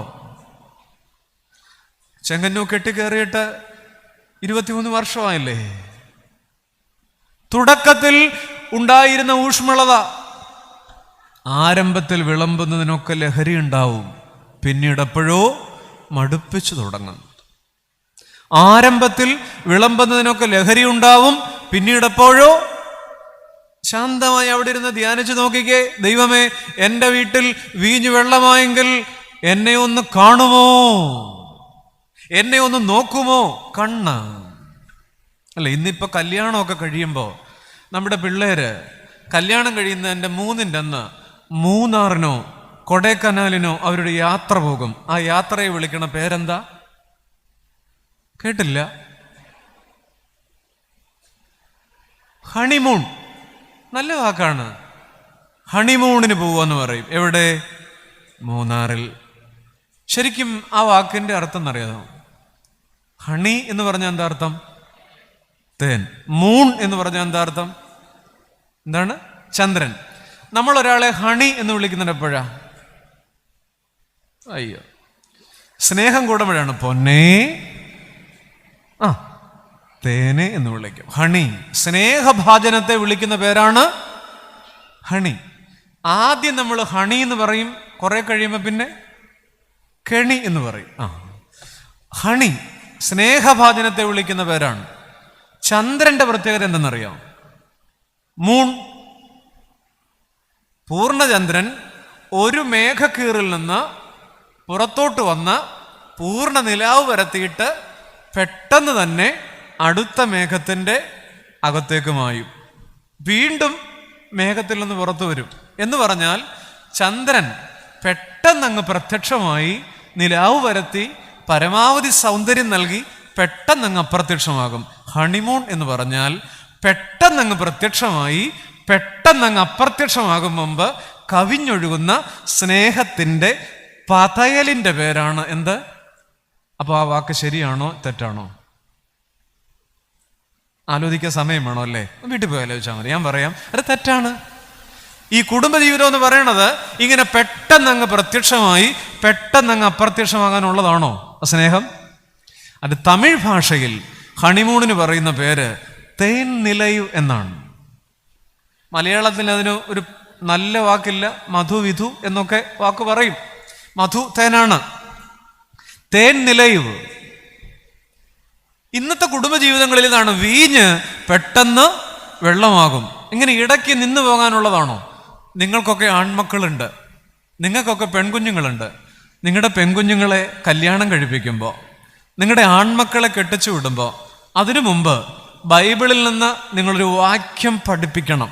അല്ലെങ്കിൽ പറഞ്ഞു കൊടുക്കുമ്പോൾ നിങ്ങൾ പ്രിയപ്പെട്ട അമ്മമാർ നിങ്ങളുടെ പെങ്കൊച്ചനോ ആങ്കൊച്ചനോ പറഞ്ഞു കൊടുത്ത് പഠിപ്പിക്കേണ്ട വാക്യം തോബിത്തിന്റെ പുസ്തകത്തിലൊരു വാക്യമാണ്. ഇപ്പോൾ കയ്യിലിരിക്കുന്ന വേദപുസ്തകം തുറന്നാൽ കിട്ടുകയല്ല, നമ്മൾ അംഗീകരിക്കുന്ന വേദപുസ്തകമാണ്. തോബിത്തിന്റെ പുസ്തകത്തിൽ തോബിത്ത് മണവറയിലേക്ക് കയറുമ്പോൾ പ്രാർത്ഥിക്കുന്ന ആദ്യ രാത്രിയിൽ മണവറയിൽ വെച്ച് പ്രാർത്ഥിക്കുന്ന പ്രാർത്ഥന ഇതാണ്: കർത്താവേ, ഞാൻ ഇവളെ സ്വീകരിക്കുന്നത് ജഡീകമായ അഭിലാഷത്താലല്ല, നിഷ്കളങ്കമായ പ്രേമത്താലാണ്. മരണം വരെ ഒരുമിച്ച് ജീവിക്കാൻ ഒരുമിച്ച് യാത്ര ചെയ്യാൻ അനുഗ്രഹിക്കണേ. ഒന്ന് തപ്പിയെടുത്തോണേ, പറഞ്ഞു കൊടുക്കണേ. കർത്താവേ, ഞാൻ ഇവളെ സ്വീകരിക്കുന്നത് ജഡീകമായ അഭിലാഷത്താലല്ല, നിഷ്കളങ്കമായ പ്രേമത്താലാണ്. മരണം വരെ ഒരുമിച്ച് ജീവിക്കാൻ അനുവദിക്കണേ. സ്നേഹിതരെ, വീഞ്ഞു വെള്ളമാകല്ലേ. നമ്മുടെ വീടുകൾ വിളിച്ചു ചോദിക്കുന്നു, എന്നെ ഒന്ന് നോക്കുമോ? സമീപകാലത്ത് ഓക്സ്ഫോർഡ് ഡിക്ഷണറിയുമായി ബന്ധപ്പെട്ട ഈ പേരന്റിങ്ങിനൊരു പദം ഉണ്ടായിട്ടുണ്ട്. രക്ഷകർത്തൃത്വത്തിന് ഹെലികോപ്റ്റർ പേരന്റിങ് എന്നാണ്. ഓരോ വർഷവും പുതിയ പദങ്ങൾ ഉണ്ടാവും ഭാഷയിൽ. ഹെലികോപ്റ്റർ പേരന്റിങ് എന്ന് പറഞ്ഞാൽ എന്തെന്നറിയാം? നിങ്ങൾ പറയും, വളരെ വളരെ ലളിതമായി പറഞ്ഞാൽ, ഒരു ഫ്ലൈറ്റ് ലാൻഡ് ചെയ്യുന്നത് എങ്ങനെയാണ്? ഒരു പ്രത്യേക ആംഗിളിൽ. എന്നാൽ ഒരു ഹെലികോപ്റ്റർ ലാൻഡ് ചെയ്യുന്നത് എങ്ങനെയാണ്? അതെ, അവിടെ ഇരുന്ന് കാണിക്കുന്നുണ്ട്. ഇന്ന് പകൽ ഇങ്ങനെയൊക്കെ കാണിച്ചുകൊണ്ടൊക്കെ ഇരിക്കണം, കാരണം ഉറങ്ങരുത്. ഇങ്ങനെ വട്ടം കറങ്ങിയാണ് വന്ന് നിൽക്കുക. എന്ന് പറഞ്ഞാൽ നമ്മുടെ കുഞ്ഞുങ്ങളുടെ മേൽക്ക് കണ്ണ് തുറന്നു പിടിക്കുമോ? നല്ല നോട്ടം നോക്കുമോ? നിങ്ങളുടെ 18 വയസ്സുള്ള പെൺകുഞ്ഞിന്റെ കണ്ണിൽ നോക്കിയാൽ അവൾ അനുഭവിക്കുന്ന വിഹ്വലത മനസ്സിലാവും. അമ്മേ, പ്രിയ പിതാവേ, നിങ്ങളുടെ 21 വയസ്സുകാരൻ്റെ കണ്ണിൽ നോക്കിയാൽ അവൻ അനുഭവിക്കുന്ന ജീവിതത്തിന്റെ സങ്കടം മനസ്സിലാവും. കണ്ണിൽ നോക്കുന്നുണ്ടോ? കടമ്മനിട്ട എന്ന് പറയുന്നൊരു കവിയില്ലേ, അദ്ദേഹത്തിൻ്റെ ഒരു കവിതയുണ്ട്, കോഴി എന്നതാണ്, പഴയ കവിതയാണ്. തള്ളക്കോഴി കുഞ്ഞു കോഴികളെ ഈ ചകയാൻ വേണ്ടി മുട്ട വിരിഞ്ഞു വളർത്തി ഇറക്കി വിടുകയാണ്. അതാണ് പ്രമേയം. ഈ കോഴിക്കുഞ്ഞിനെ ഇറക്കി വിടുമ്പോൾ തള്ളക്കോഴി കുഞ്ഞിന് കൊടുക്കുന്ന ഉപദേശമാണ്, കണ്ണു വേണം ഇരുപുറം എപ്പോഴും, കണ്ണു വേണം മുകളിലും താഴെയും, കണ്ണു വേണം അണയാത്തൊരുൾക്കണ്ണു വേണം. എന്താ? കേവലം തള്ളക്കോഴി പറയാണ്, മക്കളെ കോഴിക്കുഞ്ഞേ, പരുന്തുണ്ട്, കഴുകനുണ്ട്, പട്ടിയുണ്ട്, കണ്ണു വേണം ഇരുപുറം എപ്പോഴും. നോക്കണം, കണ്ണു വേണം മുകളിലും താഴെയും, കണ്ണു വേണം അണയാത്തൊരുൾക്കണ്ണു വേണം. നമ്മുടെ മക്കളോട് പറയണം, കുഞ്ഞേ, കാലം വല്ലാത്തതാണ്. Helicopter parenting. 4 വശവും നമ്മുടെ കുഞ്ഞുങ്ങളെ വല്ലാതെ ശ്രദ്ധിക്കണമേ. നിങ്ങൾക്കറിയാമല്ലോ, ബൈബിളിൽ പഴയ നിയമത്തിൽ ഏറ്റവും പിഴച്ച 2 ആൺപിള്ളേര് ഹൊഫ്നിയും ഫിനെഹാസുമാണ്, ഏലിയുടെ മക്കൾ. അറിയില്ലേ? അവരെക്കുറിച്ച് ബൈബിൾ പറയുന്നതിന് നീചന്മാരും യഹോവയെ ഓർക്കാത്തവരും എന്നാ. ഇംഗ്ലീഷ് ബൈബിളിൽ കട്ടികൂടും. ദ സൺസ് ഓഫ് ഏലി വെയർ സ്കൗണ്ടറൽസ് എന്നാ പറയുക. താന്തോന്നി, തെമ്മാടി. എന്താ ഇങ്ങനെയായി? കാരണമുണ്ട്. ശമുവേൽ ബാലന്റെ കൂടെ ഹൊഫ്നി ഫിനെഹാസും വളർന്നേ. ഒരെണ്ണം നന്നായി, ബാക്കി 2 പിഴച്ചുപോയി. എന്തേ? ഞാൻ പേരന്റിങ്ങിനെ കുറിച്ചൊന്നും പറയല്ല, പക്ഷേ അപ്പനുണ്ടല്ലോ ഏലി, ഞാൻ അദ്ദേഹത്തെ ന്യായം വിധിക്കുന്നില്ല. പള്ളിയിൽ വന്ന സ്ത്രീകളുടെ വായിൽ നോക്കി ഇരുന്നു. എന്നിട്ട് പറഞ്ഞു, ഇവള് പിറുപിറുക്കണതുണ്ട്. ആരോടാ? ഹന്നാമ്മച്ചി. ഏതാണ്ട് ചെറുത് 60 90 ഫോറിൻ അടിച്ചിട്ടുണ്ടെന്നാണ് പറഞ്ഞത്. അവളുടെ ഹന്നാമ്മച്ചിയുടെ വായി നോക്കിയിരുന്ന സമയത്ത് ഈ ഹൊഫ്നിയുടെ ഫിനെഹാസിന്റെ കണ്ണി നോക്കിയിരുന്നെങ്കിൽ ഇത് നിങ്ങൾ പിഴച്ചു പോകുകയല്ലായിരുന്നു. മനസ്സിലായി കാണുമല്ലോ, അത് മതി. അതെ, ഹൊഫ്നിയുടെ ഫിനെഹാസിന്റെ കണ്ണിൽ നോക്കിയിരുന്നെങ്കിൽ ഈ കുഞ്ഞുങ്ങൾ വേദപുസ്തകം പറയത്തില്ലായിരുന്നു, ദ സൺസ് ഓഫ് ഏലി വെയർ സ്കൗണ്ടറൽസ്. അതിന്റെ പശ്ചാത്തലം ഒന്നും വിശദീകരിക്കാൻ എനിക്ക് സമയമില്ല. ഹെലികോപ്റ്റർ പേരന്റിങ്ങിന്റെ കാലമാണ്. ഏലിയുടെ നോട്ടം പിഴച്ചുപോയി. ഇന്ന് 1 parent ചൈൽഡ് ധാരാളമായി വർദ്ധിച്ചിരിക്കുന്നു. അപ്പനും അമ്മയും ജീവിച്ചിട്ടുണ്ട്, പക്ഷേ ഒരാൾ മാത്രമേ കുഞ്ഞുങ്ങളുടെ ഉത്തരവാദിത്തമുള്ളൂ. ബൈബിളിൽ ഒരു ഉദാഹരണമുണ്ട്. മോശയ്ക്ക് 2 ആൺപിള്ളേരാണ്, ഗർഷോമും എലയാസറും. ഈ പിള്ളേരെയും ഭാര്യയൊക്കെ ആയിട്ട് മോശ പോകുമ്പോൾ വഴിയിൽ വെച്ച് ദൈവദൂതൻ ഇടപെട്ടിട്ട് മോശയെ കൊല്ലാൻ നോക്കുന്നുണ്ട്, അല്ലേ? മോശയെ കൊല്ലാൻ നോക്കുമ്പോൾ പെട്ടെന്ന് ഈ ഭാര്യ സിപ്പോറ ഇടപെട്ട് ഈ പിള്ളേരുടെ അഗ്രചർമ്മം ഛേദിച്ചിട്ട് പരിച്ഛേദന നടത്തുന്നുണ്ട്. എന്താണ് ഇതിന്റെ അർത്ഥം? മോശ നാട് നന്നാക്കാൻ നടക്കുന്ന ആളാണ്, ഇസ്രായേലിനെ നന്നാക്കാൻ നടക്കുന്ന ആളാണ്. പരിച്ഛേദന ദൈവത്തിന്റെ നിയമമാണ്, അലംഘ്യമായ കൽപ്പനയാണ്. എന്നാൽ സ്വന്തം കുഞ്ഞുങ്ങളുടെ കാര്യത്തിൽ മോശ അത് മറന്നുപോയി. മനസ്സിലായില്ലേ? സ്വന്തം മക്കളുടെ കാര്യത്തിൽ മോശെ അത് മറന്നുപോയപ്പോൾ ആ സ്ത്രീ അത് ഞൊടിയിടയിൽ ഓർത്തെടുത്ത കർമ്മം നിർവഹിക്കുകയാ. നീ എനിക്ക് രക്തമണവാളൻ എന്ന് പറയുന്നൊരു ഭാഗമുണ്ട്. One parent child. ഇന്ന് മോശയെ പോലുള്ള അപ്പന്മാർ നമ്മുടെ ഇടയിലുണ്ട്. നാട് നന്നാക്കാൻ നടക്കുകയാണ്, ഇടവക നന്നാക്കാൻ നടക്കുകയാണ്, ആയിരിക്കുന്ന ഓഫീസ് തിളക്കമുണ്ടാക്കാൻ നടക്കുകയാണ്. സ്വന്തം വീടോ, സ്വന്തം മക്കളുടെ കാര്യത്തിൽ മോശ ചിലത് മറന്നുപോയി. One parent child. കാനാവിലെ വീട് ചോദിക്കുന്നു, എന്നെ ഒന്ന് കാണുമോ? പ്രിയപ്പെട്ടവരെ, ഒന്നാമത്തെ ഇന്ദ്രിയം കണ്ണ്. നോട്ടത്തിന് മാറ്റം വരുന്നവരെപ്പോഴാ? ആദ്യകാലത്തൊക്കെ കണ്ണിൽ നോക്കിയിരുന്നവർ ഇപ്പോൾ മുഖത്ത് പോലും നോക്കുന്നില്ലെങ്കിൽ നമ്മൾ ചിന്തിക്കുക, നോട്ടത്തിന് മാറ്റം വരുന്നവരെപ്പോഴെന്നറിയാമോ? ഉത്തമഗീതം 1:6 ഉത്തമഗീതം 1:6 മണവാട്ടി പറയുകയാണ് മണവാളനോട്, എൻ്റെ മണവാള, എനിക്ക് ഇരുൾ നിറം പറ്റിയിരിക്കിയാലും ഞാൻ വെയിൽ കൊണ്ട് കറുത്തിരിക്കിയാലും എന്നെ തുറിച്ചു നോക്കരുത്. കേട്ടില്ലേ? എന്താ? ഞാൻ വെളുത്തവളായിരുന്നു, സുന്ദരിയായിരുന്നു, ഞാൻ മിടുക്കിയായിരുന്നു, എന്നെ കണ്ടാൽ 4 പേര് നോക്കുമായിരുന്നു, ഞാൻ എത്ര ഭംഗിയുള്ളവളായിരുന്നു. എന്നാൽ ഇന്ന് ഞാൻ വെയിൽ നിറം പറ്റിയിരിക്കിയാൽ, എനിക്ക് ഇരുൾ നിറം പറ്റിയിരിക്കിയാൽ, ഞാൻ വെയിൽ കൊണ്ട് കറുത്തിരിക്കിയാൽ എൻ്റെ കാന്ത എന്നെ തുറിച്ചു നോക്കരുത്. പ്രിയപ്പെട്ട ചെങ്ങന്നൂരുകാരെ, നമ്മുടെ വീടുകളിൽ നോട്ടം തുറിച്ചു നോട്ടമാകുന്നുണ്ട്. കാരണം വീഞ്ഞു വെള്ളമാകുമ്പോൾ നോട്ടം തുറിച്ചു നോട്ടമാവും. ഇപ്പൊ കൂടുതലും തുറിച്ചു നോട്ടമാണ്. എന്നെ തുറിച്ചു നോക്കരുത്. വീഞ്ഞെന്ന് പറഞ്ഞത് എന്താ? വീഞ്ഞെന്ന് പറയുന്നത് ആരോഗ്യമാണ്. വെള്ളം രോഗമാണ്. ആരോഗ്യം നഷ്ടപ്പെട്ട് പങ്കാളികളിൽ ഒരാൾ രോഗിയായി തീരുമ്പോൾ പാതി വഴിയിൽ ഉപേക്ഷിക്കുന്നുണ്ട്. നോട്ടം തുറിച്ചു നോട്ടമാകുന്നുണ്ട്. സൗന്ദര്യം വീഞ്ഞാണ്. തൊലിവെളുപ്പ് കണ്ടിട്ടും മീശയുടെ ഭംഗി കണ്ടിട്ടും മുടിയുടെ നീളം കണ്ടിട്ടും ഒക്കെ കെട്ടിയതാണ്. മില്ലിമീറ്ററിന്റെ ആഴം മാത്രമേ ഉള്ളൂ. സൗന്ദര്യം വീഞ്ഞാണ്, വൈരൂപ്യം വെള്ളമാണ്. വീഞ്ഞ് വെള്ളമാകുമ്പോൾ നോട്ടം തുറിച്ചു നോട്ടമാകും. സന്തോഷം വീഞ്ഞാണ്, ദുഃഖം വെള്ളമാണ്. സന്തോഷം ഉള്ള കാലം മാറി ദുഃഖം വരുമ്പോ നോട്ടം തുറിച്ചു നോട്ടമാകും. ധനം വീഞ്ഞാണ്, ദാരിദ്ര്യം വെള്ളമാണ്. ചില ഇല്ലായ്മകളുടെ കാലത്ത് നോട്ടം താങ്കളുടെയും എൻ്റെയും കുടുംബജീവിതത്തിൽ തുറിച്ചു നോട്ടമാകുന്നുണ്ടോ? ഒന്നാമത്തെ ചിന്ത ഞാൻ അവിടെ നിർത്തുക. എന്നെ ഒന്ന് കാണുമോ? എന്നെ ഒന്ന് കണ്ണു തുറന്ന് നോക്കുമോ? നമ്മുടെ കുഞ്ഞുങ്ങൾ ചോദിക്കുന്നു, നമ്മുടെ ഭാര്യ ചോദിക്കുന്നു, നമ്മുടെ ഭർത്താവ് ചോദിക്കുന്നു. പ്രിയപ്പെട്ടവരെ, നമ്മുടെയൊക്കെ വീടുകൾ, ആരാണ് അനാഥൻ? നിരുപാധികമായ സ്നേഹമില്ലാത്ത വീട്ടിൽ ഒരാൾ അനാഥനാണ്. അനാഥ മന്ദിരത്തിൽ കിടക്കുന്ന ഒരാളല്ല അനാഥൻ. നിരുപാധികമായ സ്നേഹമില്ലാത്ത വീട്ടിൽ ഒരാൾ അനാഥനാണ്. അപ്പോൾ ഇന്ന് ഈ പകലിൽ ഇവിടെ വന്നിരിക്കുന്ന കുറേ പേർ നിരുപാധികമായ സ്നേഹമില്ലാത്ത വീട്ടിൽ നിന്ന് വന്നവരാ. യാന്ത്രികമായി അങ്ങോട്ടും ഇങ്ങോട്ടും പായുന്ന കുറച്ചു മനുഷ്യരെ കുത്തി നിറച്ച ഒരിടമാണോ നമ്മുടെ വീട്? പല വീടുകളും അങ്ങനെയാണ്. കുടുംബജീവിതത്തിൻ്റെ ഒരു ധ്യാനം നമ്മൾ കൊണ്ടുപോകുമ്പോൾ ഒരു കാര്യം ഓർക്കണം. നമ്മുടെ ജീവിതത്തിൽ ചെയ്യാവുന്ന ഏറ്റവും വലിയൊരു പാപം എന്തെന്നറിയാമോ? കാരണമില്ലാതെ കൂടെ ജീവിക്കുന്നവരുടെ സന്തോഷത്തെ എടുത്തു കളയുന്നു എന്നതാണ്. ശരിക്കും അതിനകത്തോടൊന്ന് പോയ എൻ്റെ പ്രിയപ്പെട്ട സഹോദരി, നമ്മുടെ കുടുംബജീവിതത്തിൽ നമ്മൾ ചെയ്യാവുന്ന ഏറ്റവും വലിയ പാപം അതാ. കാരണമില്ലാതെ കൂടെ ജീവിക്കുന്നവരുടെ സന്തോഷത്തെ എടുത്തു കളയുന്നു എന്നുള്ളതാണ്. ശരിക്കും അത് ആവർത്തിക്കപ്പെടുന്നല്ലേ? നിരുപാധികമായ സ്നേഹമില്ലാത്ത വീട്, യാന്ത്രികമായ കുറെ മനുഷ്യർ പാഞ്ഞു നടക്കുന്ന വീട്. എന്നെ ഒന്ന് കാണുമോ? ഒന്നാമത്തെ ഇന്ദ്രിയം.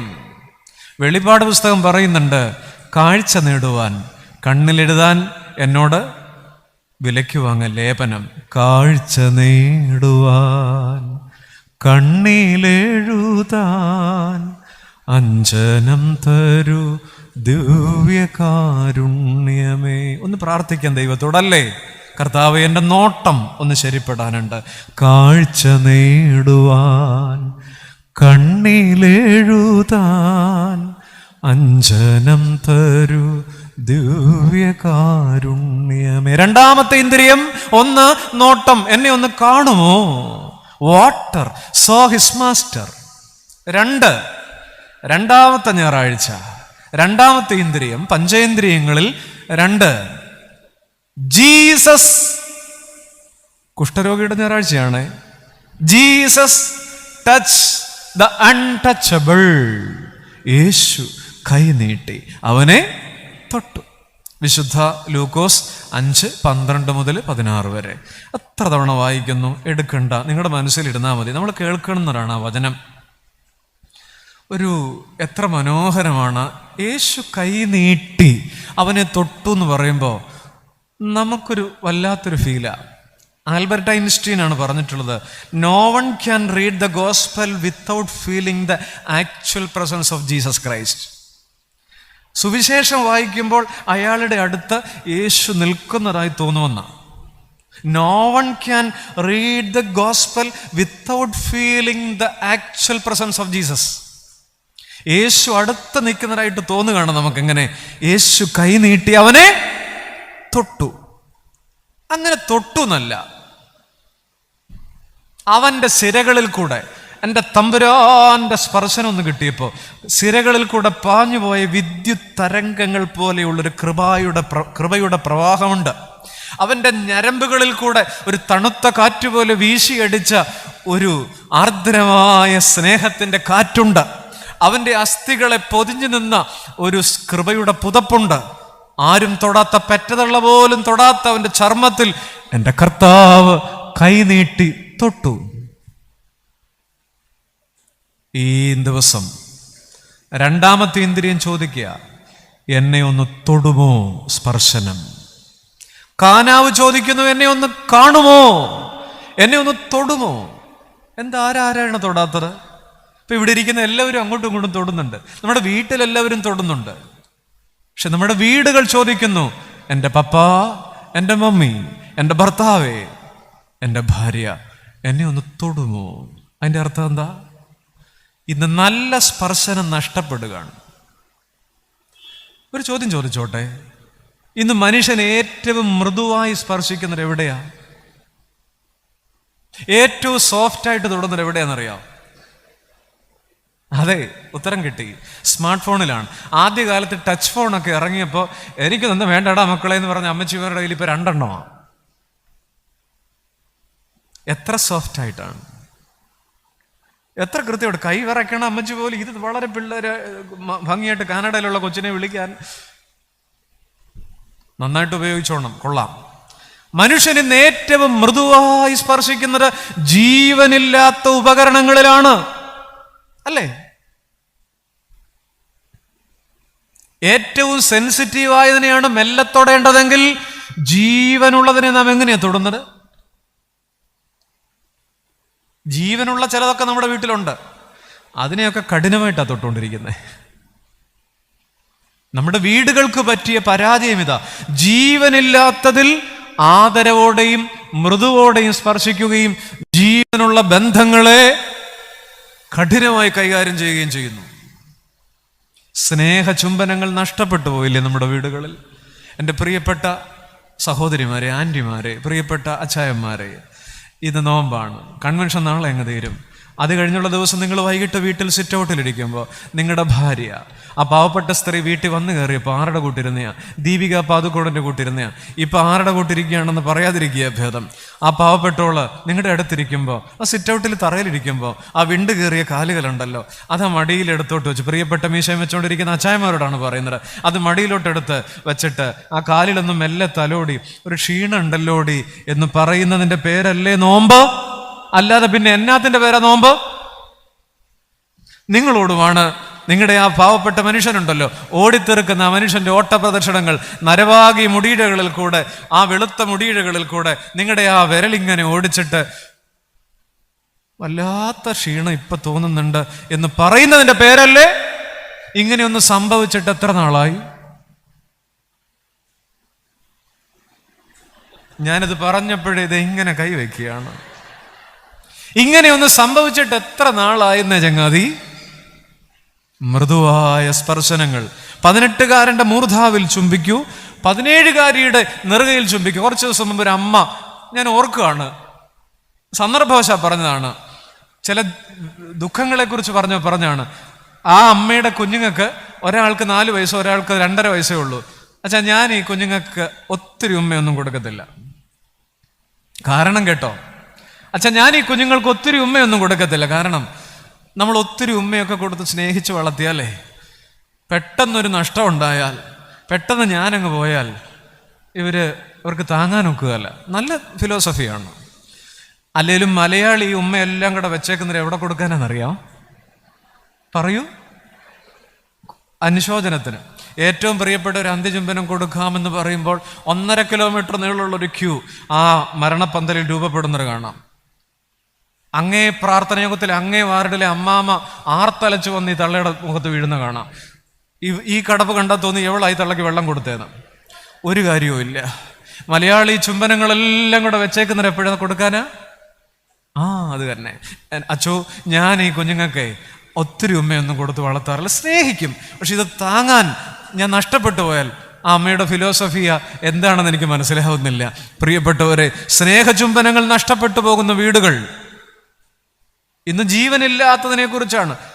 ജീവനില്ലാത്തതിലാണ് മനുഷ്യൻ ഇങ്ങനെ വ്യാപരിക്കുന്നത്. മൃദുവായി തൊടുക, ഇങ്ങനെ ഇന്ന് സ്പർശനമില്ല, തോണ്ടൽ മാത്രമല്ലേ ഉള്ളൂ. അതിന് കൃത്യമായൊരു ബൈബിൾ വാക്കുണ്ട്. എവിടെയെന്നറിയാം? 1 രാജാക്കന്മാർ 11:2 നമ്മുടെ ദാവീദ് രാജാവ് മേശപ്പുറത്ത് ഫയൽ ഇഷ്ടം പോലെ നോക്കാനിരിപ്പുണ്ട്. രാജ്യഭാരം കനത്തതാണ്. എങ്കിലും പുള്ളി ഉച്ചയ്ക്കൊന്ന് ഉറങ്ങിയിട്ട് 4 മണിക്ക് എഴുന്നേറ്റ് ഒരു ചായയും മടയും കഴിച്ചിട്ട് ആ മട്ടുപ്പാവിൽ ഇങ്ങനെ നടന്നതിനെ കുറിച്ച് 1 രാജാക്കന്മാർ 11:2 പറയുന്നത്, രാജാവ് സന്ധ്യയാകാറായപ്പോൾ മട്ടുപ്പാവിൽ ഉലാവിക്കൊണ്ടിരുന്നു എന്നാണ്. എന്താണ്? വേറെ ബൈബിളിൽ എങ്ങും ആ വാക്ക് അധികം ഉണ്ടെന്ന് എനിക്ക് തോന്നുന്നില്ല.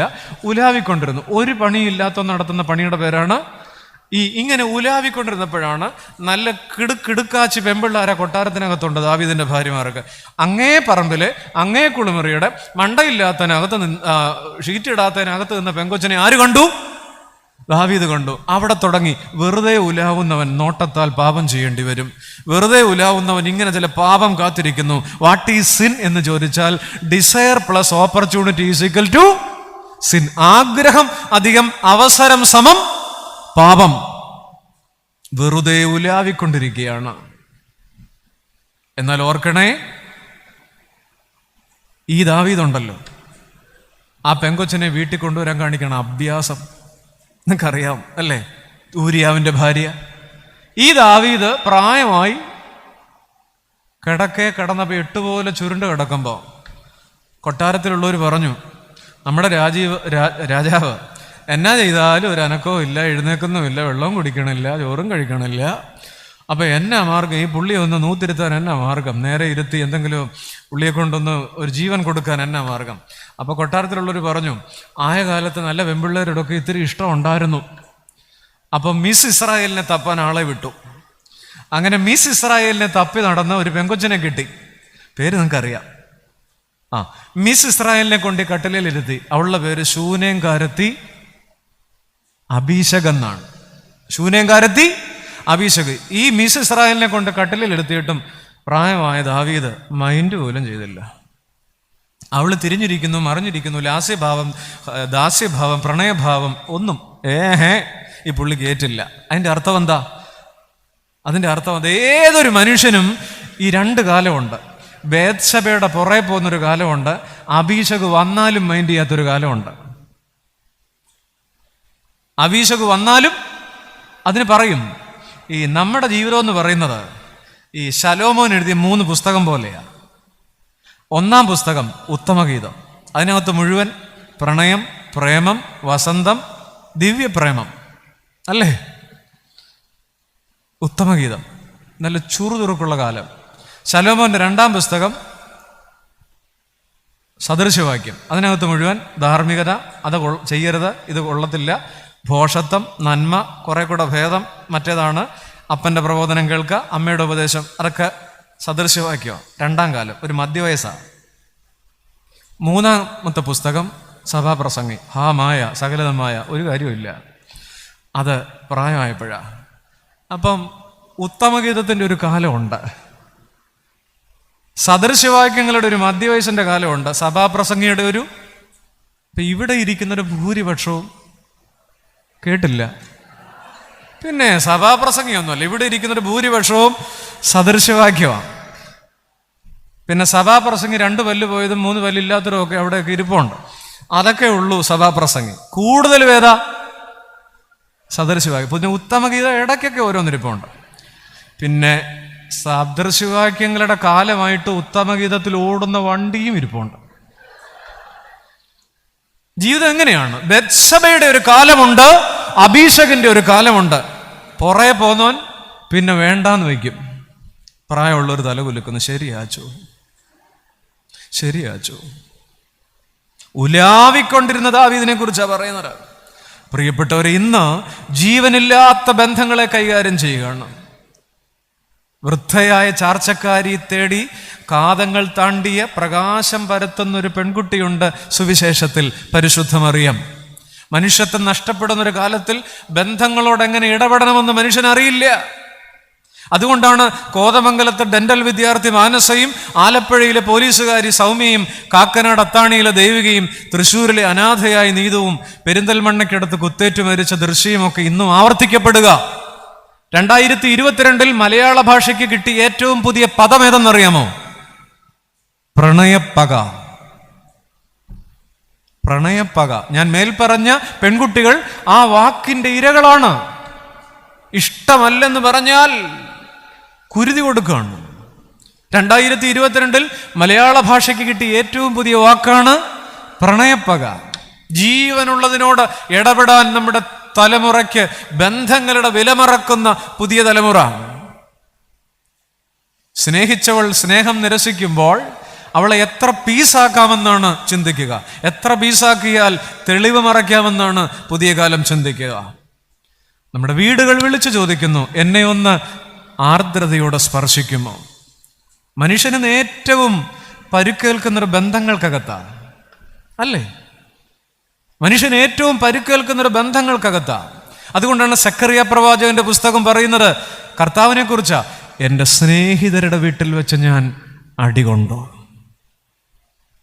എൻ്റെ സ്നേഹിതരുടെ വീട്ടിൽ വെച്ച് ഞാൻ അടികൊണ്ടു. നമ്മുടെയൊക്കെ വീടുകളുടെ കുഴപ്പമെന്നറിയാം, ചിരപരിചയം കൊണ്ട് ഭംഗി നഷ്ടപ്പെട്ടു പോയ ബന്ധങ്ങളാണ്, വീടുകളാണ്. എപ്പോഴും കാണുന്നതുകൊണ്ട്. അതുകൊണ്ട് ഇപ്പോ ഭാര്യമാർ ജീവിച്ചിരിക്കുന്ന ഭർത്താക്കന്മാർ എത്ര ഭാഗ്യവാന്മാരാ. ഭർത്താക്കന്മാർ ജീവിച്ചിരിക്കുന്ന ഭാര്യമാർ എത്ര ഭാഗ്യവതികളല്ലേ. പിന്നീട് പാടേണ്ടി വരരുത്, എന്ത് അരികിൽ, വേണ്ട, അത് പിന്നീട് പാടിയിട്ട് കാര്യമില്ല. ഇപ്പോഴുണ്ടല്ലോ, എന്നെ ഒന്ന് തൊടുമോ, എന്നെ ഒന്ന് ചേർത്ത് പിടിക്കുമോ? ഒരുവന്റെ സ്പർശനം അവന്റെ സ്വത്വം വെളിപ്പെടുത്തും. ഒരാളെ തൊടുന്നതിന്റെ രീതി എന്താ? സ്പർശിക്കുന്ന ഇടമനുസരിച്ച് അർത്ഥം മാറും, ഭാവം മാറും, സ്നേഹം മാറും. ഉദാഹരണമായിട്ട് തോളിൽ തട്ടുന്നതിന്റെ അർത്ഥം എന്തുവാ? ഒരാളുടെ തോളിൽ ഇങ്ങനെ തട്ടുക, അതിന്റെ അർത്ഥം എന്തുവാ? ഉറക്കെ പറയൂ. ആശ്വാസം, അഭിനന്ദനം. ശരിയാണ്. ഫുൾ A+ മേടിച്ചുകൊണ്ട് വരുന്ന കുട്ടിയുടെ തോളിൽ തട്ടി കൺഗ്രാറ്റ്സ്, അഭിനന്ദനമാണ്. അവനത് ആഗ്രഹിക്കുന്നുണ്ട്. താടിയിൽ പിടിച്ചാലോ ഇങ്ങനെ, എന്താണത്? വാത്സല്യമായി. കവിളിൽ പിടിച്ചാലോ, കുസൃതി കലർന്ന സ്നേഹമായി. നെറ്റിത്തടത്തിൽ കൈവച്ചാൽ ഉറങ്ങിയോ? പറ, അനുഗ്രഹമായി. ഉറക്കെ പറയണം. ചെവിയിൽ ഇവിടെ പിടിക്കില്ല, ശാസനയായി. കാലിൽ തൊട്ടാൽ വിധേയത്വമായി. കരങ്ങളിങ്ങനെ ചേർത്ത് പിടിച്ചാൽ, അകാലത്തിൽ ജീവിത പങ്കാളി നഷ്ടപ്പെട്ട ഒരാളുടെ മുമ്പിൽ ചെന്നിട്ട്, ആ മരണ വീട്ടിൽ ചെന്നിട്ട് നമുക്കൊന്നും പറയാനില്ല, ഒന്നും പറയാൻ പറ്റില്ല. ആ മനുഷ്യൻ വിറങ്ങലിച്ച് നിൽക്കുന്ന മനുഷ്യന്റെ 2 കൈയും കൂടെ നമ്മുടെ 2 കൈക്കകത്ത് ആക്കി ഇങ്ങനെ ഒരു 30 സെക്കൻഡ് നമ്മൾ വെറുതെ നിൽക്കും. അവിടെ സംവേദിക്കപ്പെടുന്നൊരു സൗഖ്യമുണ്ട്, ആശ്വാസമാണ്. അപ്പൊ ഈ ഇത്തിരി മാറുമ്പോൾ, അല്ലേ, ഇവിടെ പിടിച്ചിട്ട് ഇവിടെ ആവുമ്പോഴേക്ക് നേരെ ഓപ്പോസിറ്റായി. സ്പർശനത്തിന്റെ ലുത്തിനിയ എന്ന് പറയുന്നത് അതാ. നമ്മുടെ സ്പർശനത്തിന് തളർത്താനും വളർത്താനും ആവും. നമ്മുടെ ഉള്ളിൽ സൗഖ്യം ഉണ്ടെങ്കിൽ നമ്മൾ തൊടുന്നവർക്ക് സൗഖ്യമാണ്. നമ്മുടെ ഉള്ളിൽ മുറിവുണ്ടെങ്കിൽ നമ്മൾ തൊടുന്നവർക്ക് ശരിയാ. ചിലരുടെ കൂടെ ജീവിച്ചാൽ ആസിഡ് മഴയുടെ കൂടെ ജീവിക്കുന്നവല്ല, ദ്രവിച്ചു പോത്തേ ഉള്ളൂ, അകത്ത് മുഴുവൻ മുറിവാ. എന്നാൽ ചില മനുഷ്യരുടെ അടുത്ത് നിന്നാ മതി, എന്താ ഒരു സൗഖ്യമാ. ആലോചിച്ച് നോക്ക്, ചില വീട്ടിൽ ചെന്ന് കയറുമ്പോൾ അറിയാം അവിടെ കിടക്കുന്ന നെഗറ്റീവ് എനർജി മുറിവിന്റെ കൂമ്പാരമാണ്. സ്പർശനത്തിന് തളർത്താനും പറ്റും, വളർത്താനും പറ്റും. അപ്പൊ ഇവിടെ ഇരുന്ന് ചിന്തിച്ചേ സഹോദരി, നീ തൊട്ടവർക്കും നിന്നെ തൊട്ടവർക്കും എന്താണ് പറയാനുണ്ടാവുക?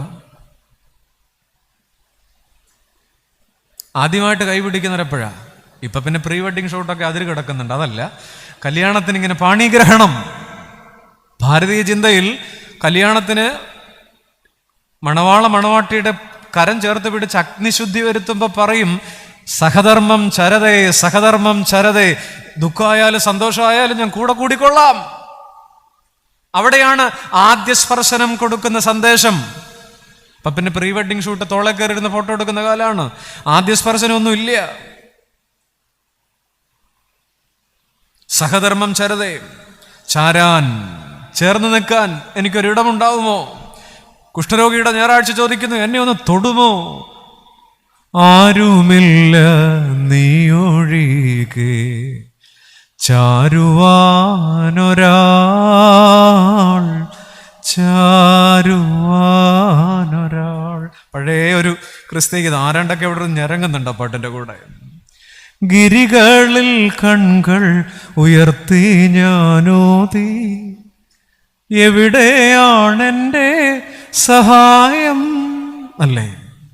മരുഭൂമിയിൽ ചാരാൻ ആരുമില്ല നീയൊഴികെ ചാരുവാനൊരാൾ, പാരിലൻ പ്രിയ. കർത്താവേ, എനിക്ക് ചാരാൻ എൻ്റെ കർത്താവുണ്ട്. എൻ്റെ വീട് വിളിച്ചു ചോദിക്കുന്നു, എന്നെ ഒന്ന് ചാരുമോ? അത്താഴത്തിൽ മാർവിൽ ചാരിക്കിടന്നൊരു യൂഹാനോനുണ്ട്. പിന്നെ ഏത് കുരിശിനോടും ചേർന്ന് നിൽക്കാൻ അതുപോലെ, ഏത് കൂട്ടം പിരിയാതിരിക്കാനും അതുപോലെ. മാർവിൽ ചാരിക്കിടന്ന യൂഹാനോൻ. അങ്ങനെയെങ്കിൽ വീട് ചോദിക്കുന്നു, എന്നെ ഒന്ന് തൊടുമോ? എന്നെ ഒന്ന് കാണുമോ? എന്നെ ഒന്ന് തൊടുമോ? മൂന്നാമത്തെ ഞായറാഴ്ച നമുക്ക് വളരെ വേഗം പോകേണ്ടിയിരിക്കുന്നു. പക്ഷവാതക്കാരൻ്റെ ഞായറാഴ്ച. മർക്കോസ് 2:1-12 വരെ. 4 പേർ ഒരു മനുഷ്യനെ ചുമന്നുകൊണ്ട് പോകുന്നില്ലേ? പശ്ചാത്തലം പറയുന്നില്ല. മതിലുകളാകുന്ന മനുഷ്യജന്മങ്ങൾ. എല്ലാവരും ചോദിച്ചു, എനിക്ക് ഇത്തിരി ഇടം തരുമോ? ഒരു പാവപ്പെട്ടവൻ വരുന്നുണ്ട്, ഇത്തിരി ഇടം തരുമോ? മൂന്നാമത്തെ ഇന്ദ്രിയം മനസ്സാണ്. ഇടം തരുമോ? ഇത്തിരി സ്ഥലം തരുമോ? പറ്റില്ല. കഫർനഹൂമിലെ കനിവറ്റവരുടെ കാഠിന്യം സ്ഫുരിക്കുന്ന മുഖഭാവമുള്ള കുറെ മനുഷ്യർ. ഇടമുണ്ടോ? അതൊരു ചോദ്യമാണ്. ഇത്തിരി ഇടം തരുമോ? ഇടമില്ല. നമ്മളോട് പലരും ചോദിക്കാറുണ്ട്, ഒന്ന് ആലോചിച്ച് നോക്കിക്കേ, എന്നെ മറന്നോ? എന്നെ ഓർമ്മയുണ്ടോ? ഞങ്ങൾ അച്ഛന്മാർക്ക് അത് കൂടുതൽ കിട്ടാറുണ്ടോ ചോദ്യം. എന്നെ ഓർമ്മയുണ്ടോ? ഓർമ്മയില്ലേ? അതിൻ്റെ അർത്ഥം എന്നറിയാം, താങ്കളുടെ മനസ്സിൽ എനിക്കിത്തിരി ഇടമില്ലേ എന്നാണ്. നമ്മളോ പിന്നെ ഓർക്കുന്നുണ്ട്, പിന്നെ എത്ര നാളായി കണ്ടിട്ട്, എവിടെ? താങ്കളുടെ മനസ്സിൽ എനിക്കിത്തിരി ഇടമില്ലേ? ആർക്കാരുടെ മനസ്സിലാണ് സുഹൃത്ത് ഇടമുള്ളത്? ഒരു കൂരയ്ക്ക് കീഴിൽ നമ്മൾ ജീവിക്കുകയല്ലേ? മനസ്സിന്റെ സ്കാനിങ് മെഷീൻ കണ്ടുപിടിച്ചിരുന്നെങ്കിൽ ചെങ്ങന്നൂരിൽ എത്ര ഡിവോഴ്സ് അധികമായി നടന്നേനെ. ശരീരത്തിന്റെ അൾട്രായുണ്ട്, CT ഉണ്ട്, MRI ഉണ്ട്, മാറി മാറി എടുക്കുന്നുണ്ട്. എഴുന്നേറ്റ് നടക്കാൻ മേലെങ്കിലും എടുക്കുന്നുണ്ട്. പക്ഷെ മനസ്സിന്റെ സ്കാനിങ് മെഷീൻ ഉണ്ടെങ്കിൽ അത് കണ്ടുപിടിക്കാത്തൊരു ഭാഗ്യം. ഇന്ത്യൻ നാടോടി കഥകളിൽ ഒരു കണ്ണാടിയുണ്ട്, മുഖം നോക്കാനുള്ള കണ്ണാടി. ആ കണ്ണാടിയുടെ പേര് ഛായാമുഖി എന്നാണ്. ഛായാമുഖി. ഛായാമുഖി എന്ന് പറയുന്ന കണ്ണാടിയുടെ പ്രത്യേകത, നമ്മൾ ആ കണ്ണാടിയിൽ നോക്കിയാൽ നമുക്ക് ഏറ്റവും ഇഷ്ടമുള്ള ആളെ ആ കണ്ണാടിയിൽ കാണാം. ചെങ്ങന്നൂർ മേടിക്കാൻ കിട്ടും. ഒരെണ്ണം മേടിച്ച് വീട്ടിൽ വെക്കുമോ? പറയൂ. അനക്കയില്ല. ഇനിയിപ്പോൾ കഞ്ഞി വിളമ്പിയാൽ മതി എന്ന് തോന്നുന്നു. ഛായാമുഖി ചെങ്ങന്നൂരിൽ മേടിക്കാൻ കിട്ടും. ഒരെണ്ണം മേടിച്ച് വീട്ടിൽ വെക്കാൻ തോന്നുന്നുണ്ടോന്ന്? നമുക്ക് ഏറ്റവും ഇഷ്ടമുള്ള ആളെ നമ്മൾ നോക്കുമ്പോൾ അതിനകത്ത് കാണാം. അടിയുടെ പൂരമായിരിക്കും വീട്ടിലല്ലേ. ഇടമുണ്ടോ? യേശു കർത്താവ് ഏറ്റവും പരിഗണിക്കപ്പെടാതിരുന്ന പരസ്യ ശുശ്രൂഷയിലെ സ്ഥലമാണ് കഫർനഹൂം.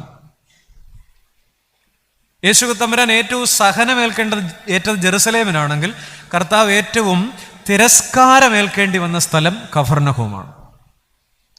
നമ്മളൊക്കെ പെരുമാറ്റത്തിൽ കഫർനഹൂമുള്ള മനുഷ്യരാണ്.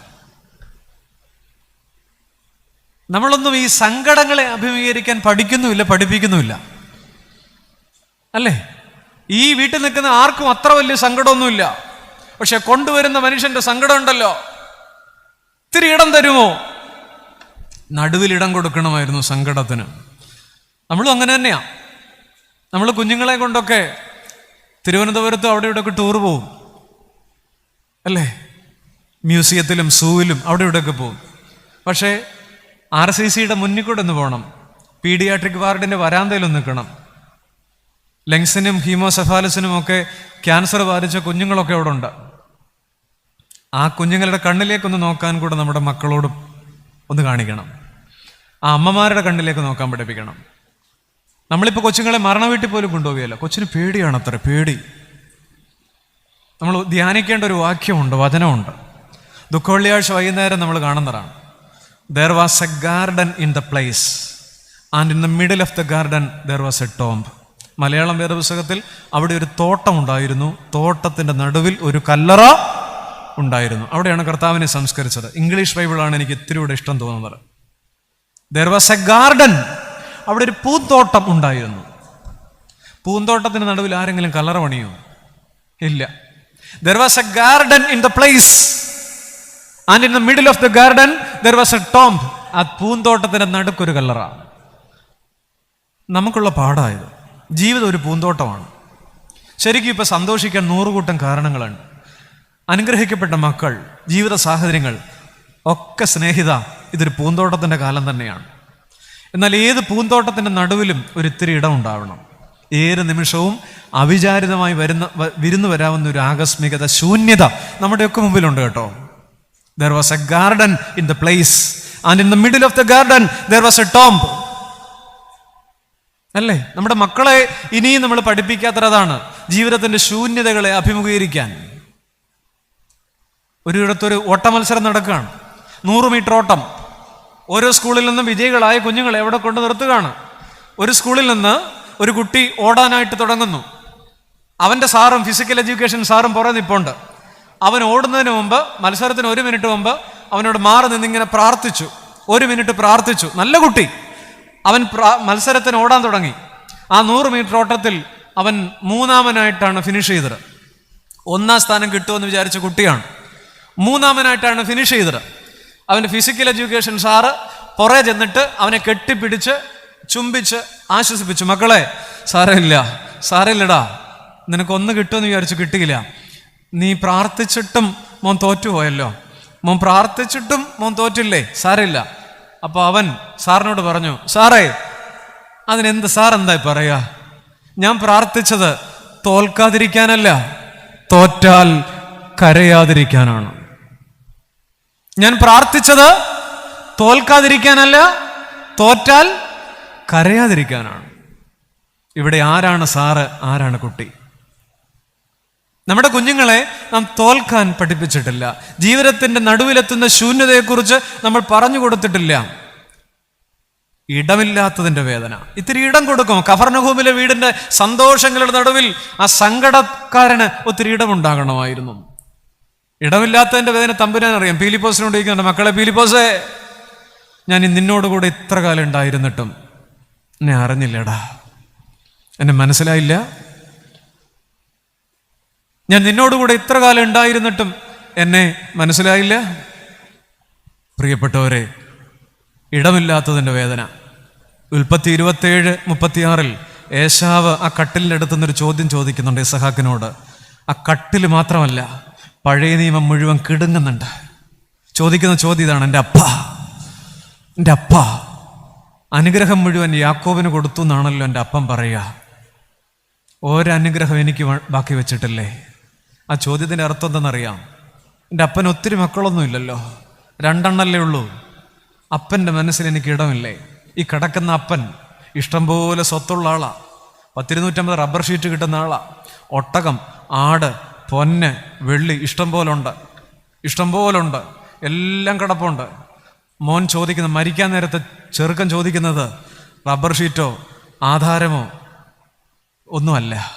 അപ്പൻ്റെ മനസ്സിൽ എനിക്കിത്തിരി ഇടമുണ്ടോ? അപ്പൻ്റെ മനസ്സിൽ എനിക്കിത്തിരി ഇടമില്ലേ? എല്ലാം മറ്റവന് കൊടുത്തോ? യാക്കോബിന് കൊടുത്തോ? നമ്മുടെ പിള്ളേർ നമ്മളോട് ചോദിക്കാൻ പോകുന്നത് എന്താ?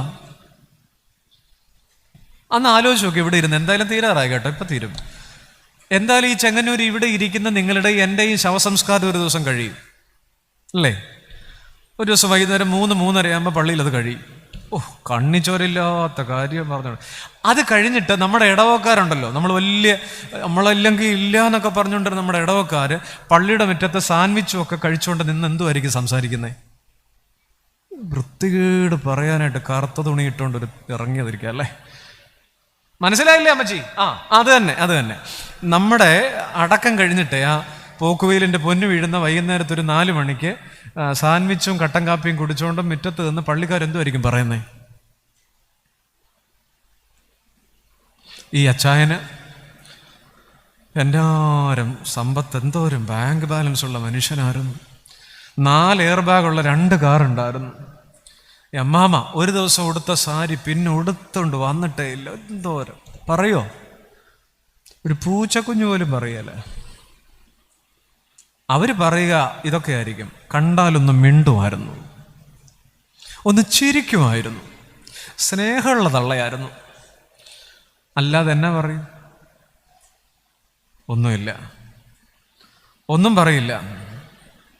ഒന്നും പറയില്ല. നാം കടന്നു പോകുമ്പോൾ ഇതൊക്കെ അല്ലാതെ ഒന്നും പറയില്ല.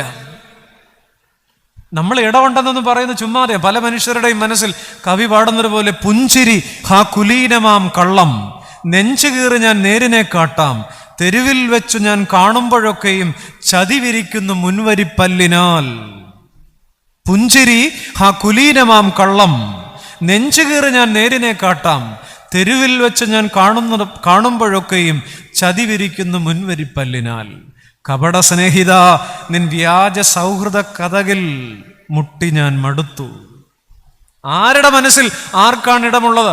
ഇടം കിട്ടാത്തവന്റെ വേദന തമ്പുരാൻ അറിയാം. അതുകൊണ്ട് നടന്നു പോകാൻ ഇടമില്ലാത്തവന് കിടന്നു പോകാൻ സ്ഥലം കൊടുത്തു, തിരിച്ചു പോകാൻ, കട്ടിലും എടുത്തോണ്ട് പോകാൻ.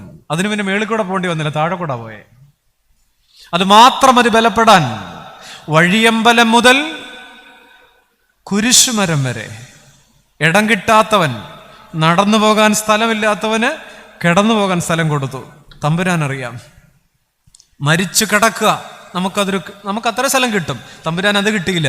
ആകാശത്തിനും ഭൂമിക്കും മധ്യേ ത്രോഹിം, എറിഞ്ഞുകളക, പുറമ്പോക്കാണത്. വിണ്ണിന് വേണ്ട അങ്ങനെ ഒരു കുറ്റവാളിയെ. മണ്ണിൽ കിടന്ന് മരിച്ചാൽ മണ്ണിന് ശാപം.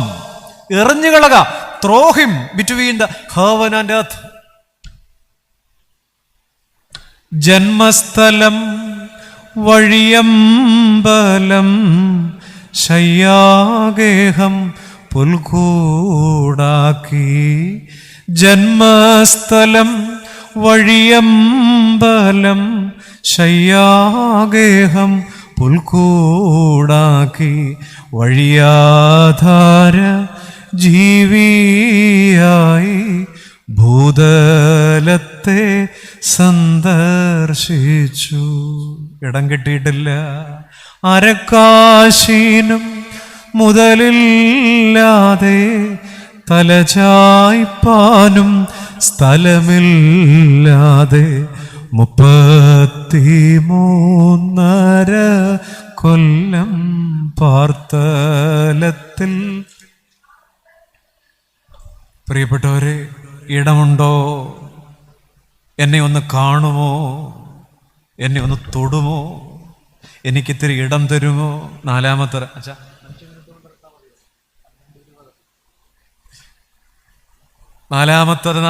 ഞായറാഴ്ച മുന്നോട്ട് വന്നേ. കാനാവ് കഴിഞ്ഞു, കുഷ്ഠരോഗി കഴിഞ്ഞു, പക്ഷവാതക്കാരൻ കഴിഞ്ഞു, പുറജാതി സ്ത്രീയുടെ ഞായറാഴ്ച.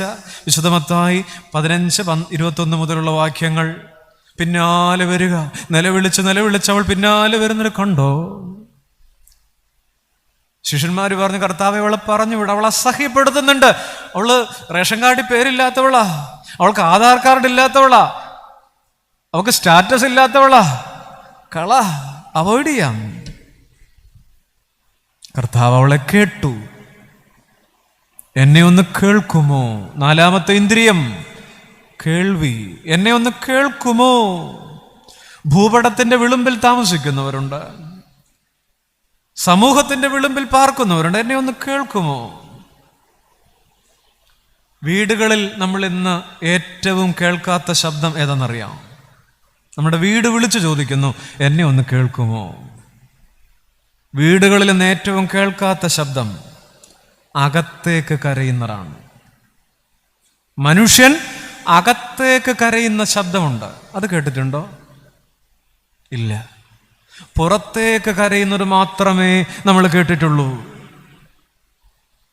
ഒരാളുടെ വീട്ടിൽ, അയാളുടെ വീട്ടിൽ ഏറ്റവും നന്നായി കേൾക്കേണ്ടത് കൂടെ ജീവിക്കുന്നവരുടെ ഹൃദയതാളമല്ലേ? 72 എന്ന് പറയുന്ന നോർമൽ ടെമ്പോയിൽ നിന്ന് ചില സങ്കട നേരത്ത് അത് 90 ഉയരും. നമ്മൾ ഒത്തിരി സ്നേഹിക്കുന്നവരോട് ചെയ്യാവുന്ന ഏറ്റവും വലിയ ക്രൂരത അവരുടെ സ്നേഹത്തെ പരിഗണിക്കാതിരിക്കുക എന്നതാണ്, അല്ലേ? നമ്മൾ ഒത്തിരി സ്നേഹിക്കുന്നവരോട് ചെയ്യാവുന്ന ഏറ്റവും വലിയ ക്രൂരത നമ്മൾ അവരുടെ സ്നേഹത്തെ പരിഗണിക്കാതിരിക്കുന്നതാണ്. ഇപ്പൊ വീട്ടിലൊക്കെ നടക്കുന്നുണ്ട്.